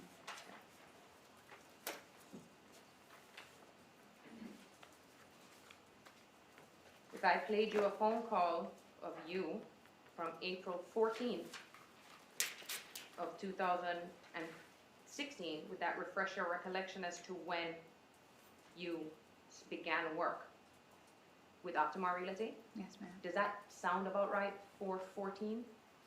You said April 14th. 14th of 2016, right? Yes. And what I'll do is, instead of playing it for you now, I'll come back to that, and then on the break, we'll play it, and, Okay. okay? So now we're in 2016, Yes, ma'am. okay? How are things with you and Mr. Garcia? They're great. Where were you guys living? We were living in, like, the exact address? No, you can It give me was like a general like- area. Around 125th and Biscayne again, but it was just on the other side. So it's a different location from the one that you were living at before? Yes. So you and Mr. Garcia then move in together? Mhm. What kind of, was it an apartment, a condo, or It was a little townhouse. a little townhouse? Okay. What was your rent, if you remember? Probably like 1,500. Okay, and that was between you and Mr. Garcia? And the Yes. kids were living Yes. there too? Mhm. Okay. So in 2016,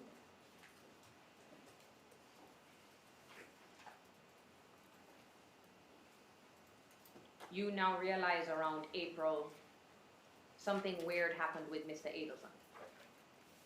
Yes. Okay. Now, up until this incident of someone approaching him and threatening his mother on the street, or not him, threatening his mother on the street, Mhm. you guys were still in constant communication, right? Yes, ma'am. Okay. And the wiretaps reflect that. Yes, ma'am. You've listened to all the wiretaps in this case. I Oh, that's a think question, yes. I Have you think listened so. to all the, yeah, the ones I provided to you? so. Yes, ma'am. Okay. And what we heard in court is not all of the wiretaps. Yes, ma'am. Bless you. So I want to go over some things in terms of what we have all described as the bump, okay? And I have the transcripts.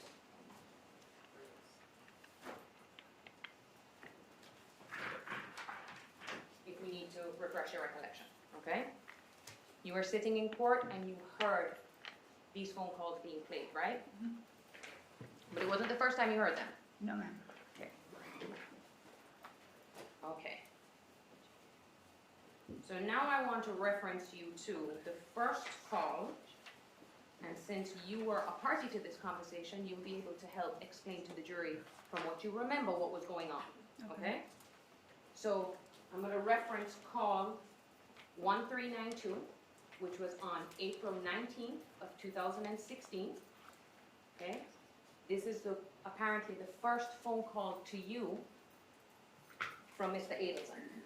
Okay. All right. This is the first time that he has informed you that someone approached his mother on the street.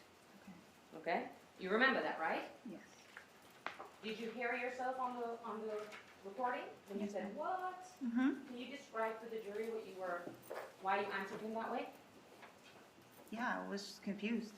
Did you have any idea or know what was going on? No, ma'am. Okay.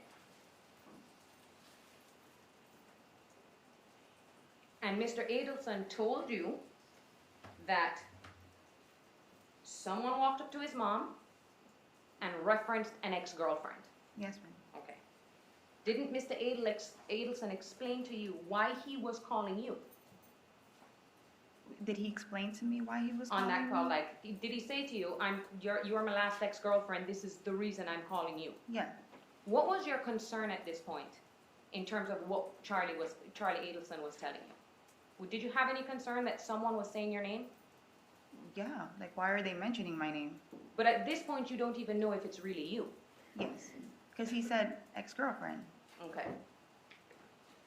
You even asked him, who said I did anything wrong, right? Mhm. In fact, Mr. Adelson said, I thought when I spoke to my mom, she said it involved, they mentioned your name in it.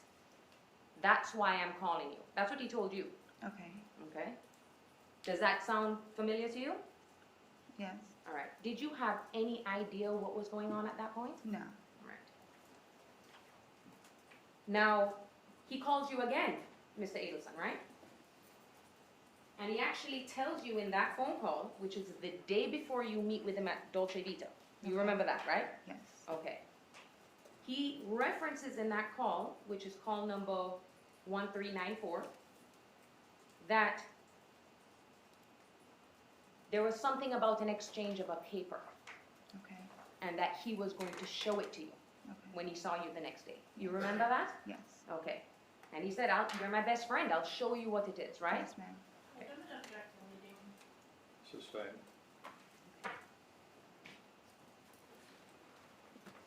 What happened the very next day? When we met up in Dolce Vita? Mhm. What do you mean, like, what happened? Like, we went to Dolce Vita and he was just, like, talking. Okay, so let's talk about Dolce Vita. Were you aware at that time that he had already met with his mother? I don't know. I don't remember.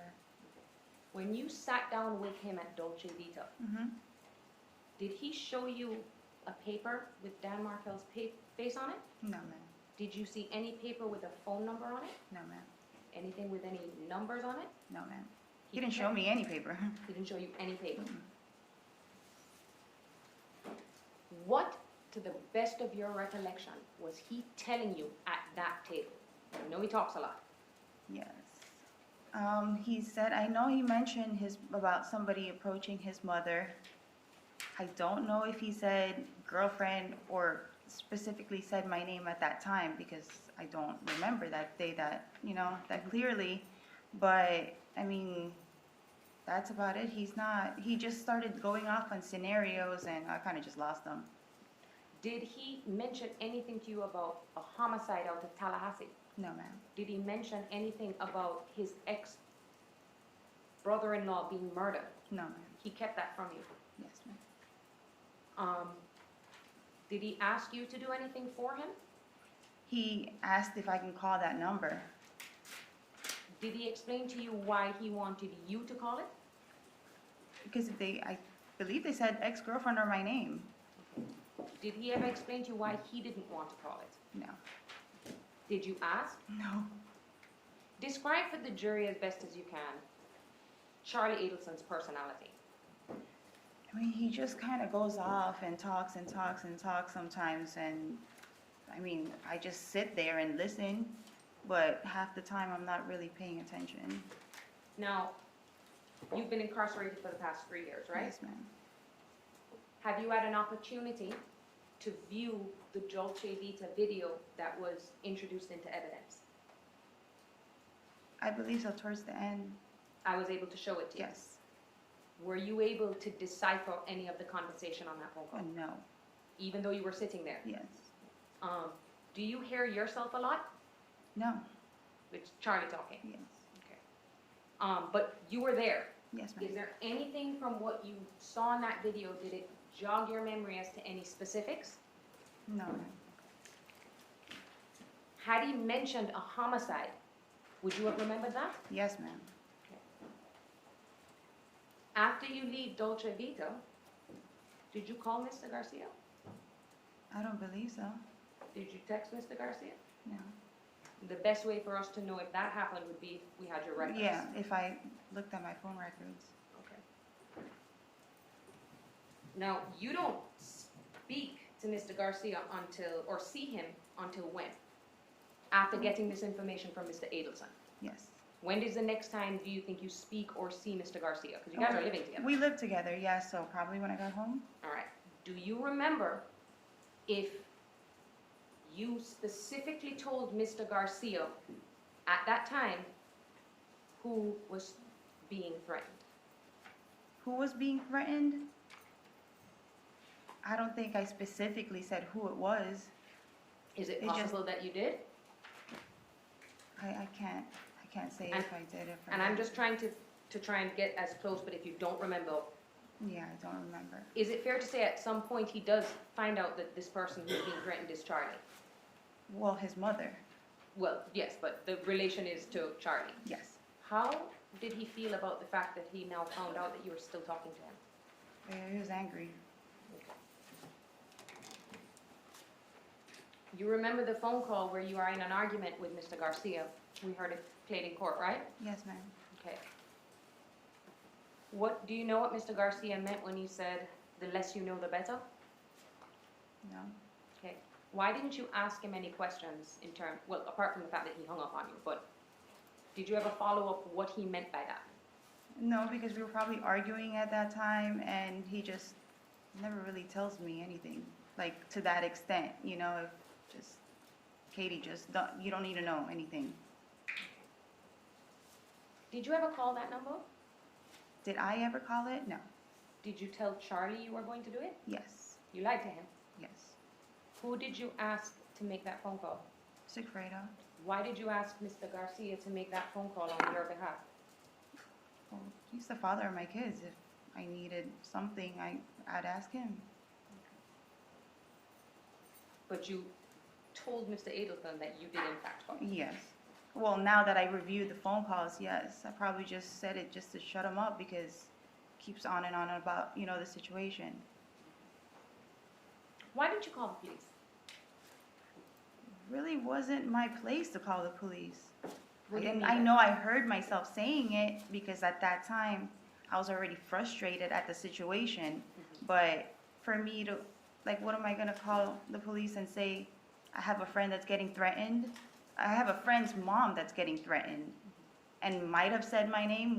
They're gonna think I'm crazy. So you never do call the police? No. Now, we hear on a phone call, a very long phone call, and you sounded very frustrated. Yes, ma'am. You were using a lot of bad language I with know. Charlie. Why were you frustrated with that? Well, first off, that phone call is very embarrassing. Oh. I didn't even know that I could say that many bad words in a 23-minute span, but Is it weird to listen to yourself? yes. You had any idea at this point that you were being recorded? No. Would you have stopped using your phone if you were involved in criminal activity? Of course. So why are you yelling at him on the phone like that? Why was I yelling at Charlie Yeah. like that? He's just, because he keeps on, it's the same thing over and over. I don't know how many different phone calls. Like, frankly, I don't even know if this is all the phone calls because it seems like times jump and dates jump. So where's the calls in the middle of like the phone log that we received? So I was frustrated because it was over and over and over the same thing, different scenarios, and it's just like I thought he was losing it. Now, is it weird for you, for Mr. Adelson to be acting all paranoid? No, he's usually a paranoid person. Why? I don't know exactly why, but he just always has different scenarios for situations, and he thinks it's kind of like a know-it-all. Like he thinks he knows. Did Why? he ever try to come off to you like, talk about, ties to the Russian mafia or anything like that?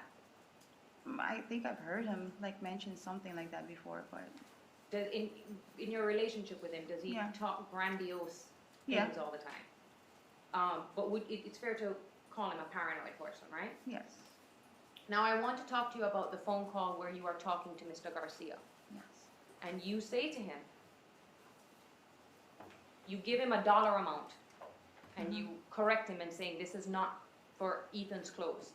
yes, And it's a number that you're giving him a dollar amount. yes. You weren't talking about clothes, were you? No, it wasn't. You were talking in code. Yes. Now, at that time, do you know why you were talking in code? At that specific time, I might have been around my children or at work. Okay. Did Charlie ever specifically request of you, like, to limit your conversations on the phone? No, Did Charlie ever say to you, don't talk on this phone anymore, Catherine? no. Okay. Now, the next phone call that you have, you do sound like you are speaking in terms of realty. It sounds like you're talking in code. Are you Mhm. talking in code? What's the next phone call? Okay. All right, I think this is April 26th. Oh. It was at 4:33 p.m. It's called V. And you are referencing that you got the number mixed up.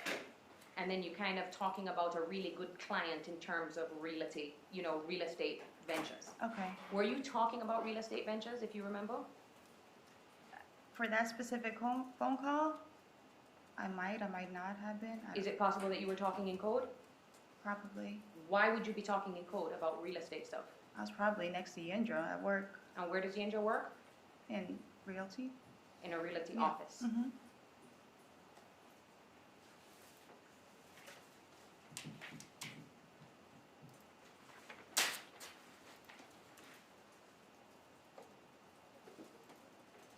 You also remember call Z, correct? Which is April 24th of 2016, that talking about flushing the problem. Do you remember that one? I think so. Who initially answered the phone? Yindra, Yindra. yes, And that's why Charlie was saying, I thought I was talking to you. yes. All right. Kind of do sound alike on the phone now that I hear. You never thought you sounded alike before? No. Now, when you say he was referencing you want the problem flushed, Mm-hmm. was that in anything directly related to what was going on, or he was just saying that? Objection, speculation. It's the same. You have no idea what he was talking about. No idea what he's talking about. Is that something that was very common when you're talking to Charlie Adelson? Yes. You also remember a phone call where he starts saying things like, Tuto, Taco, but he said Tuto's name. Remember that? Yes. Do you remember that he was, it's almost like he was saying he didn't know Tuto's name? Yes. Remember? Objection, leaving. Do you remember that? Yes, ma'am. He knew who Tuto was, didn't he? Yes, ma'am. Objection, leading. Did he know? Let's not lead your own witness, please. Did you know? Did he know who Tuto was? Yes, ma'am. How do you know that? I said his name Okay. to him. Did you find that strange that he was saying that to you on the phone? Yes.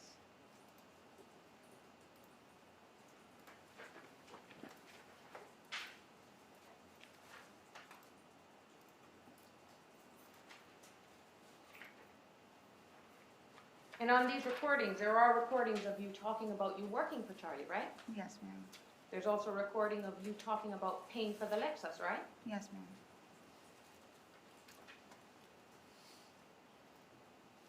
Then we also heard a phone call.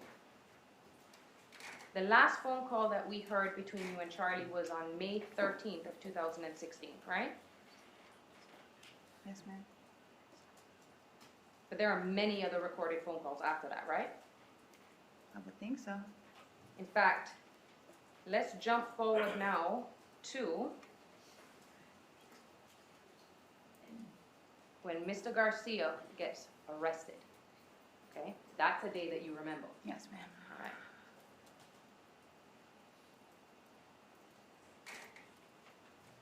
How did you find out that Mr. Garcia was arrested? How did I find out? How did I find out that day? I was You need to looking. keep your voice up, please. I believe I was on the phone with him, and I think he thought somebody was like following him, and that was like probably my last conversation. Did he come home and tell you about the fact that agents came to his job Yeah, that was the day prior to that, I believe. the day before? Yes. Did anything weird happen to you on that day? Apparently, they were knocking at the same time at my door because I was working from home at that time. So let's talk about that. Yeah. You're in the townhouse that we spoke about, right? Yes, ma'am. And we can rely on the dates as being the same day that the detectives went and spoke to Mr. Garcia at his job, right? Yes, ma'am. What happened while you're at home by yourself? So somebody knocked hard on the door. Describe it for me. It was just like a loud knock, like it's the police. It's like they knock loud and like that, you know. And I mean, I started freaking out because my dog was in my backyard at that time, and he was just barking crazy. So I kind of like peeked out, and I don't know. I just saw like some movement in the backyard, but I didn't really know what was going on. Okay. Did the So- person outside that was knocking identify themselves? No, ma'am. They didn't say, open the door, police? No, ma'am. Did they tell you why they wanted to talk to you? No, ma'am. Did you look through do you have a peephole? I think I looked through like the kitchen window, and then I just saw like their shadow. It So was, like, what did you see outside? like two figures outside. Were they dressed in uniform? No, they were in civilian clothes. Was there a marked police unit in front of your house? No, there was actually no car in front of the house at that time. That's why I was like, who are these people? So there are two men banging at your door. Yes. Do you call anyone? Yes. Who do you call? Sigfredo? Okay. And that phone call was recorded. Yes. I was calling his job. You've heard that phone call, right? Yes. Can you describe your demeanor at that time? I was freaking out. I was just like, you know, I'm by myself. There's two possibly males in the front, and then I was just kind of like looking through the back. My dog was going crazy. I was going to the front, and like they are not saying anything, but they're just standing there. So you just ignored them? Yes. You had any idea why the police was coming to talk to you? No, ma'am. But Sigfredo comes home later that evening, right? Yes. What does he tell you about what happened to him at work? Well, he actually told me over the phone. What did he tell you? When I was, because finally, like, one of his coworkers, I believe, picked up the phone and was like, oh, there's feds over here talking to him. I was like, the feds? Why are they talking to him? And then it was kind of like a back and forth finally, and then one of his coworkers, because then he had to hang up. I don't know if he had to go back and talk to them, but one of his coworkers came, picked up the phone, and then that's when I told him, I was like who's around my house? And he's like, oh, I'm gonna come by over there, because I'm like, there's two guys, possibly two guys, that's knocking at the door, and I'm by myself. Did this So. person, to Yeah. your knowledge, drive around? Yes. ma'am. Okay, do you remember who this person was? I don't know if you said his name. I can't think of the top of my head his name right now. But was it one of Mr. Garcia's friends or your friend or? His coworker. Okay. Yeah. And when he kind of circled around your house, did he give you any information as to what he observed? Yeah, he What said did he that say? there's probably like federal agents in an unmarked car, like outside, like not even outside of my door, but like probably a block down. So they parked their car down the street Yes, and then walked up to your door. yes. What, if you remember, what do you and Mr. Garcia talk about that night? Did you ask him, like, why are the Well- feds coming to your job? That night, well, yeah, because when I was already on the phone with him, he told me he didn't know. Mhm. But we were planning to go for my daughter's birthday to Disney, Jack, so. you're saying? As to what Mr. Garcia told her. What they talked about. I sustain the objection. You were planning to go where that weekend? To Disney for my daughter's birthday, Because your daughter's birthday was May 30th, And this was May. 25th. He got arrested May 25th. Right. Did you know that this had anything to do with anything in Tallahassee? I think he said on the phone, like, they asked him about Tallahassee, and I was like, well, what about Tallahassee, you know? Well, why would they ask you about Tallahassee, basically? Now, let's talk about his arrest. Yes. When Mr. Garcia was arrested, describe for the jury the media attention surrounding his arrest. Well, apparently it was everywhere. It was on Facebook, so it was on Facebook. I believe it was on the news. I really kind of just shut down and didn't want to really hear about anything. And there is a recording of you when he's arrested, right? I think so. And how do you sound on the phone Oh, when I was, when you found out he was arrested? I was distraught. Did you think at that time that Mr. Garcia had anything to do with the murder? No. At some point, is it very soon, are you privy to the warrant that was drafted for Mr. Garcia? I believe so, yeah. Okay. And it laid out basically the entire case Yes. against Mr. Garcia and Mr. Rivera? Yes. Right. Do you know if that warrant was leaked to the media? And were you able to view it online yourself? Yes. You're not arrested at this time. No, ma'am. Did you go and retain an attorney? At that time, I retained an attorney for him. Okay. Now, when did you find out that you were a suspect or somehow involved in this? It was kind of like a back and forth. I think, when I retained his attorney, and then his attorney was kind of telling me, the situation. He's kind of like laying out kind of what's going on. And that's when he kind of like advised me that I might have to retain an attorney. And I told him, why do I have to retain an attorney? And, he kind of just gave me a little bit more facts. He's like, oh, we'll wait. What's going to happen? Sustain. Why did you stop talking to most of your friends? It was embarrassing.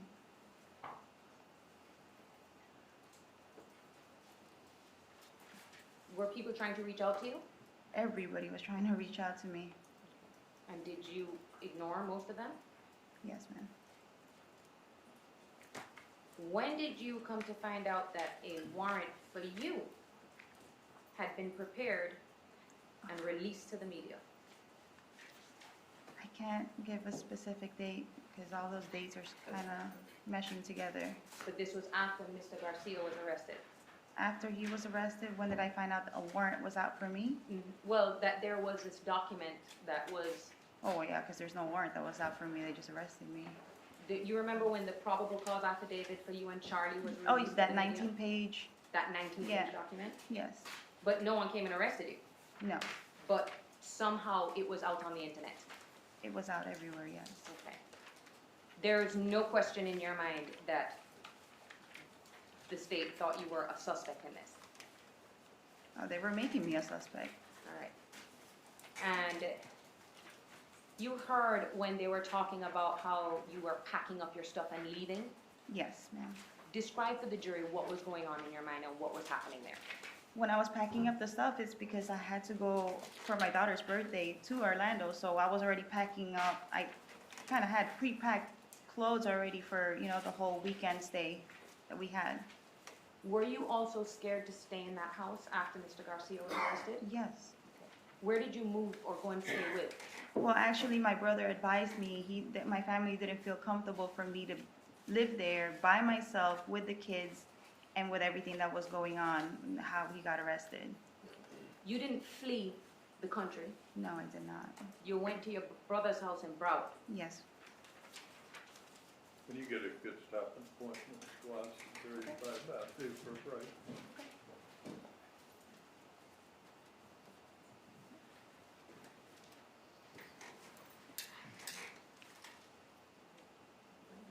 Is Oh, yes, That- yes, Judge, I was agreeing. Yes. now a good time? All right, we'll take 10 minutes. Either side, anything? No, sir. All right, 10 minutes.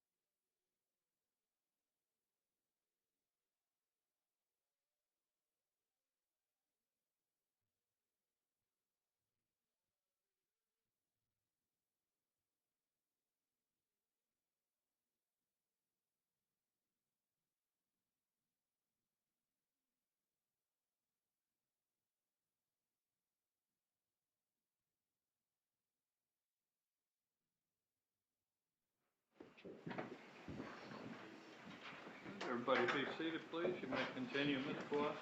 Thank you, Your Honor.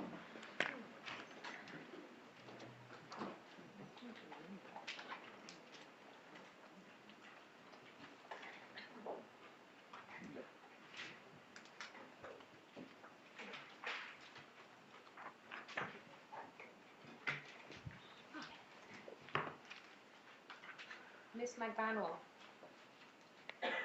where were you born? In the Philippines. When did you move to the United States? I was around 7, probably 6, 7 years old.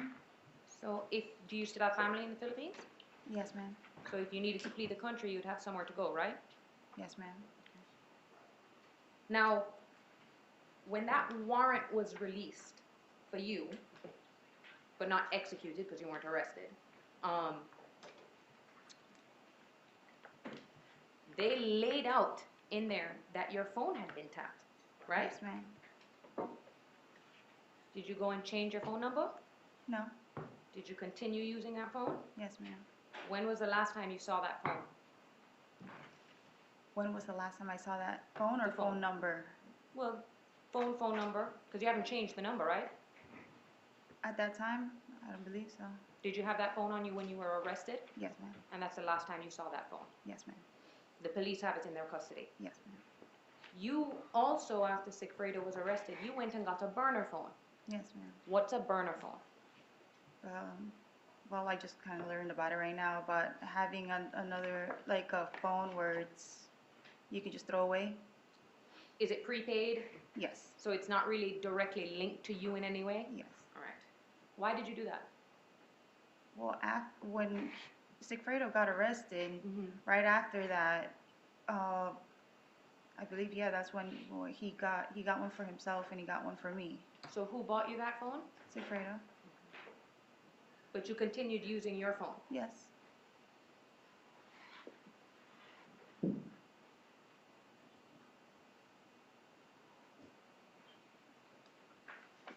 Were you out of custody when a special by 2020 with ABC was released? Yes, I was still out. You were still out, right? Yes, ma'am. So you were able to watch it, Yes, I saw it. and it was very clear that they considered you to be involved in this, right? Well, yes, ma'am. Okay. Let's talk about the day that you were arrested. October 1st, 2016. That was 3 years ago, almost to the date. Yes, ma'am. Okay. Do you remember that day? Yes, ma'am. Very clearly? Clear as day. Okay. Where did you go that morning? Well, that morning, my daughter actually had a ballet recital. Objection So- and relevance? Ask another question. Just a second. Were you with your kids that morning? Yes, ma'am. Were Well, you with driving? my daughter. Okay. Thank you God. drive- I'm sorry. I'm sorry, and I'm interrupting you. Go ahead. Thank God that my son wanted to stay with my mom. Were you driving the Lexus that day? Yes, ma'am. Where did you get pulled over by the Broward Sheriff's Office? I was in a shopping plaza. Did you still have the kids, or had you dropped them off? My daughter, it was actually a shopping plaza next to Sigfredo's sister's apartment. Mm-hmm. I grabbed some food for all of them, so I dropped it off with my daughter, and my daughter wanted to stay there and so she could play with her cousins. And then I had to do some errands, so I went to that plaza to go look for clothes for them. How did you know that the police wanted to interact with you? How did I know? Describe your arrest, how you got pulled over. There was actually, I was leaving the plaza already, and there was a little bit of congestion in the, like, one part where everybody exits, and I was actually looking around like, oh my God, something's happening or whatever, but then I had guns drawn in front of me, and like, I didn't even park the car because I was just like, I didn't know if it was for me or somebody around me, so I put my hands up because at that time too, there was a lot of things going on in the news about people getting shot. Okay. You didn't have a firearm on you? No, ma'am. You do own a firearm, or did back then, right? Yes, I did. And you're not a convicted felon, No, ma'am. so you're allowed to own a firearm. Yes, ma'am. But it wasn't in the car. No, ma'am. So, put your hands up. How many guns were pointed at you? I can't even count. It was just in every direction. Okay. Did you know that they had been following you? No, ma'am. And had they been following you, they would have seen that you just dropped off your kids. Yes, ma'am. What happened to you in the car when you saw all those guns? Well, the car was kind of still going because, like I freaked out and I kind of let go of like the gas and, the brake, and then I put it on park. They told me like, put it on park. And then I was like, okay, hold on. And then I put it on park. They got me out. And then I believe it was Isom that like ran up to me and was just like, "Are you being arrested?" Okay. Now, I know you recognize Isom now. Yeah, I You've recognize seen him now. several times. Was Agent Sanford there? You remember him testifying? I believe so. He was Okay. there too. And you were immediately taken into custody. Yes, ma'am. Did they identify themselves as being with the Tallahassee Police Department? Yes, they did. Okay. And you were then taken to what jail? I was taken to Broward. Okay. Since the date of your arrest, you know what the state's theory is, right? Yes, ma'am. Okay. Describe for me any random day for you in the past 3 years. What happens when you wake up in the morning? Objection, relevance. Ask your question again. Don't answer the question till I rule. Ask your question again. Describe a day of being in custody to the jury. I sustain the objection. You've been in custody this entire time, right? Yes, ma'am. Are you aware that the government wants Charlie Adelson? Objection, relevance. Sustain.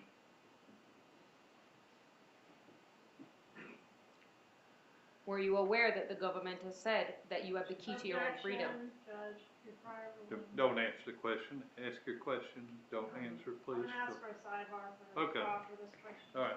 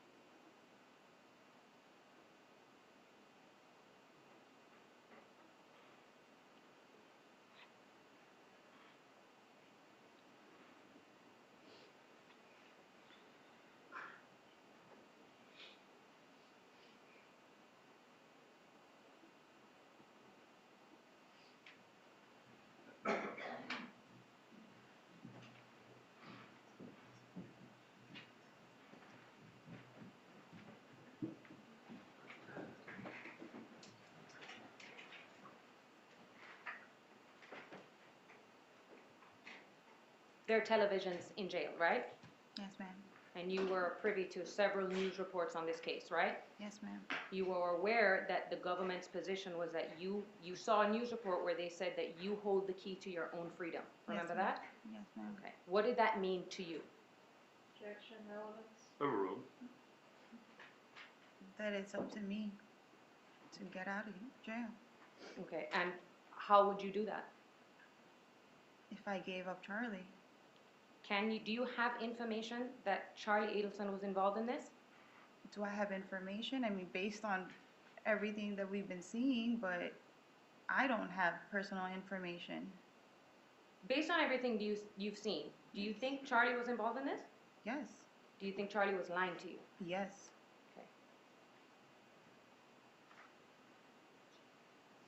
And the last time you saw your kids was when? That's not relevant. Anything further, Ms. Claus? Are you innocent? Yes. No further questions at this time. Garcia?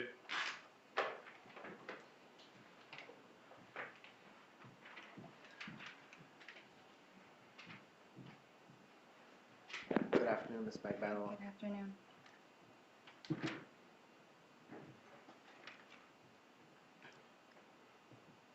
You talked about an incident where my client pulled out behind a vehicle that Charlie Adelson was driving, leaving your, was it a house or an apartment?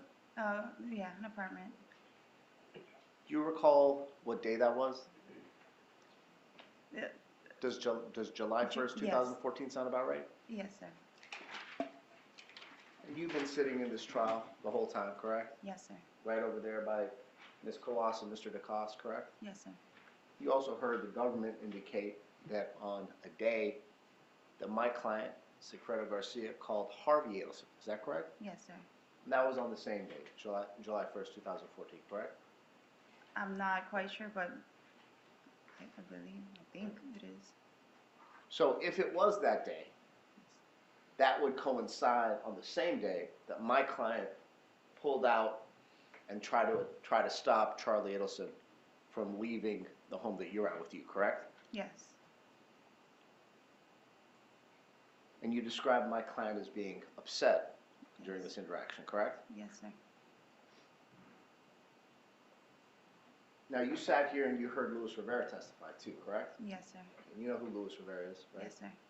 And he indicated that there was a time where he was in the car with my client. They drove up to a restaurant in Brickell. You remember that?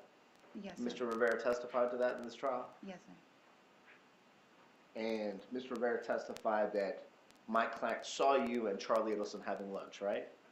Yeah, yes, sir. I believe like an early dinner. You were at a restaurant eating, correct? Mhm. And Mr. Rivera testified that my client indicated that he wanted to run over Mr. Adelson, correct? Do you recall him? Rivera testified that, yeah. Your That, client- that my client wanted to run over Charlie Adelson, Yes, correct? sir. Now, that was before the July 1st incident, correct? Yes, sir. Would you agree with me that those two instances are an accurate reflection of my client's feelings on Charlie Adelson? Yes, sir. Didn't At all.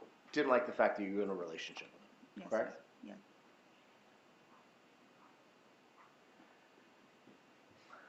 You'll agree with me that Mr. Adelson knew who my client was, correct? Yes, sir.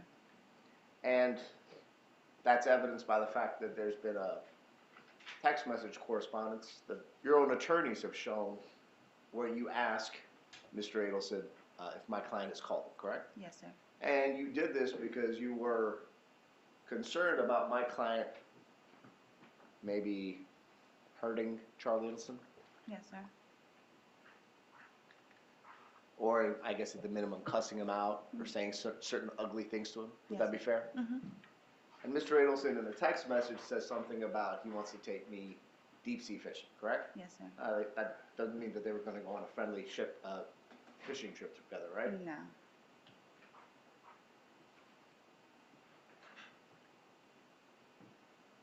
Did Mr. Adelson ever do illicit drugs in front of you? Did Mr. Adelson? Correct. Yes.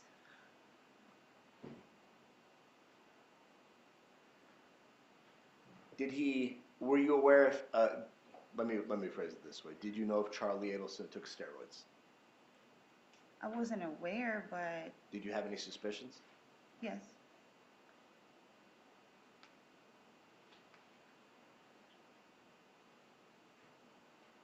And would it be fair to say that Charlie Edison wasn't a drug dealer, right? He wasn't a drug dealer. No. He was a dentist. Yes.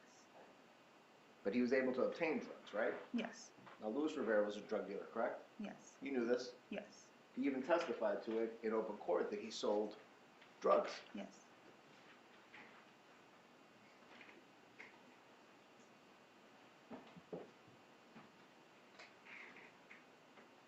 Were you friendly with Jessica Rodriguez when Luis Rivera got indicted? When he got, yes.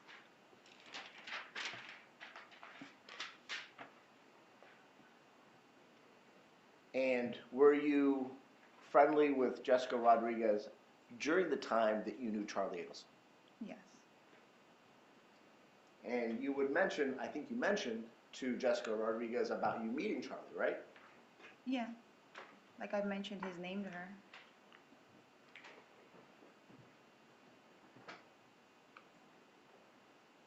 You heard Luis Rivera describe himself in court as a jack boy, correct? Yes.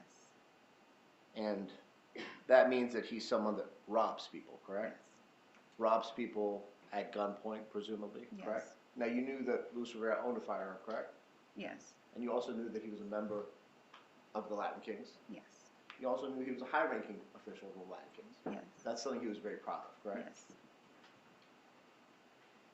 He even has a huge tattoo of his gang membership on his stomach, correct? Yes. It's not a fake tattoo, it's a permanent tattoo, correct? Yeah, it's permanent.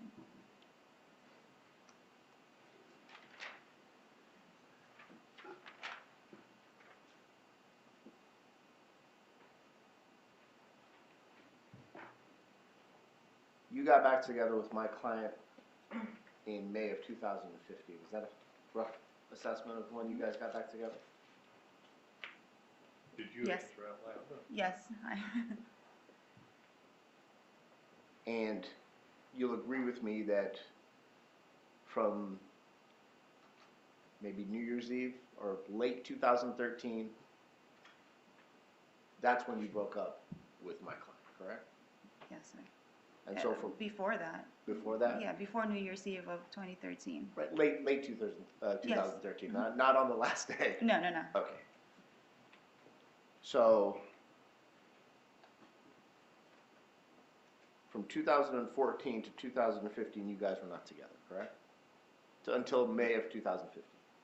And it was your testimony that, I'm sorry, I didn't mean to cut you off. No, no, no, Is it's that okay. correct? I just wanted to respond for her.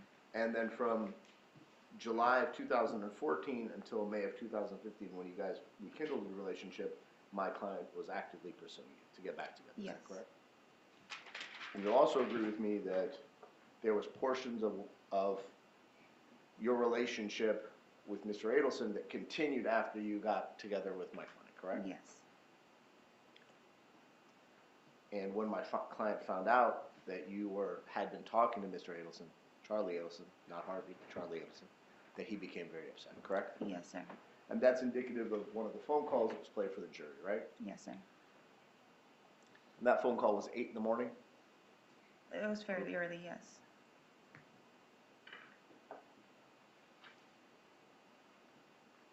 Now, you're aware that, well, would this be safe to say that my client had multiple phones throughout the portion of your relationship with him? Yes. Would it also be fair to say that Luis Rivera had multiple phones? Yes. You'd always see Luis with at least 2 phones, correct? Yes.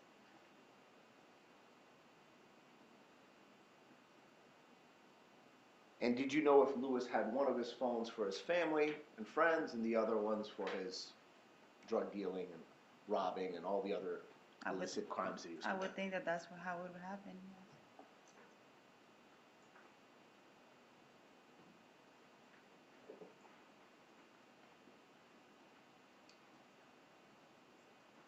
The day before my client was arrested,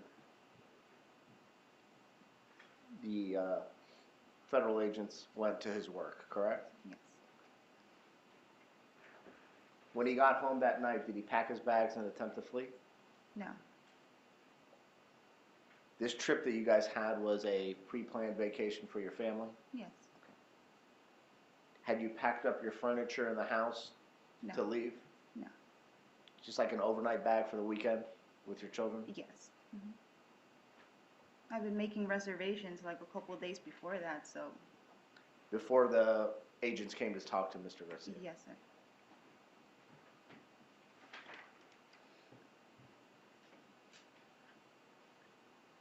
You heard the government talk about certain vehicles that my client purchased after this incident? Yes, sir. Do you know how much Sigfredo paid for that Monte Carlo? No? Basically nothing. Next to nothing. Would you consider that to be an extravagant purchase? No. You were in court when Luis Rivera testified to how much money he would make off the off of these rips that he did, correct? Yes, sir. He said, between $10,000 and $20,000 per rip. Yes. So what he does during these rips, these robberies, is he targets drug dealers, right? Yes, sir. And he goes to a drug dealer's house, correct? Yes, sir. With a gun, probably. Yes, sir. And he goes in and he steals their money, right? Yes, sir. And their drugs, correct? And he was known to do this, correct? Yes, sir. Did Luis Rivera have a reputation in the community for being a violent person? Yes. Were people afraid of Luis Rivera? Yes.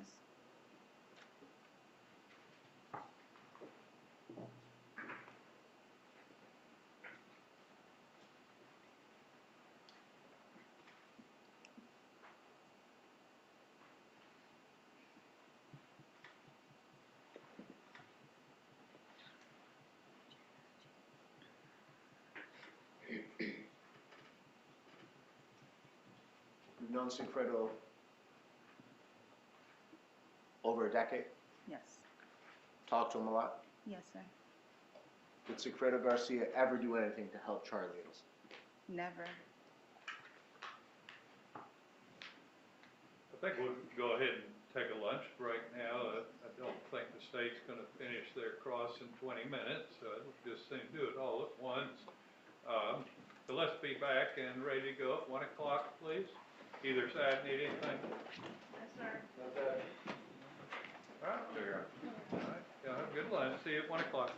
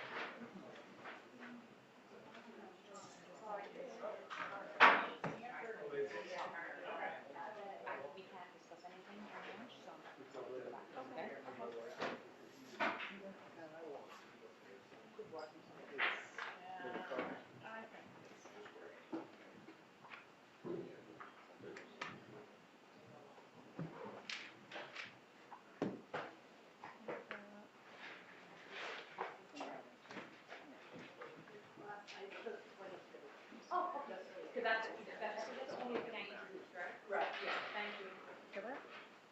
Stole the transparency.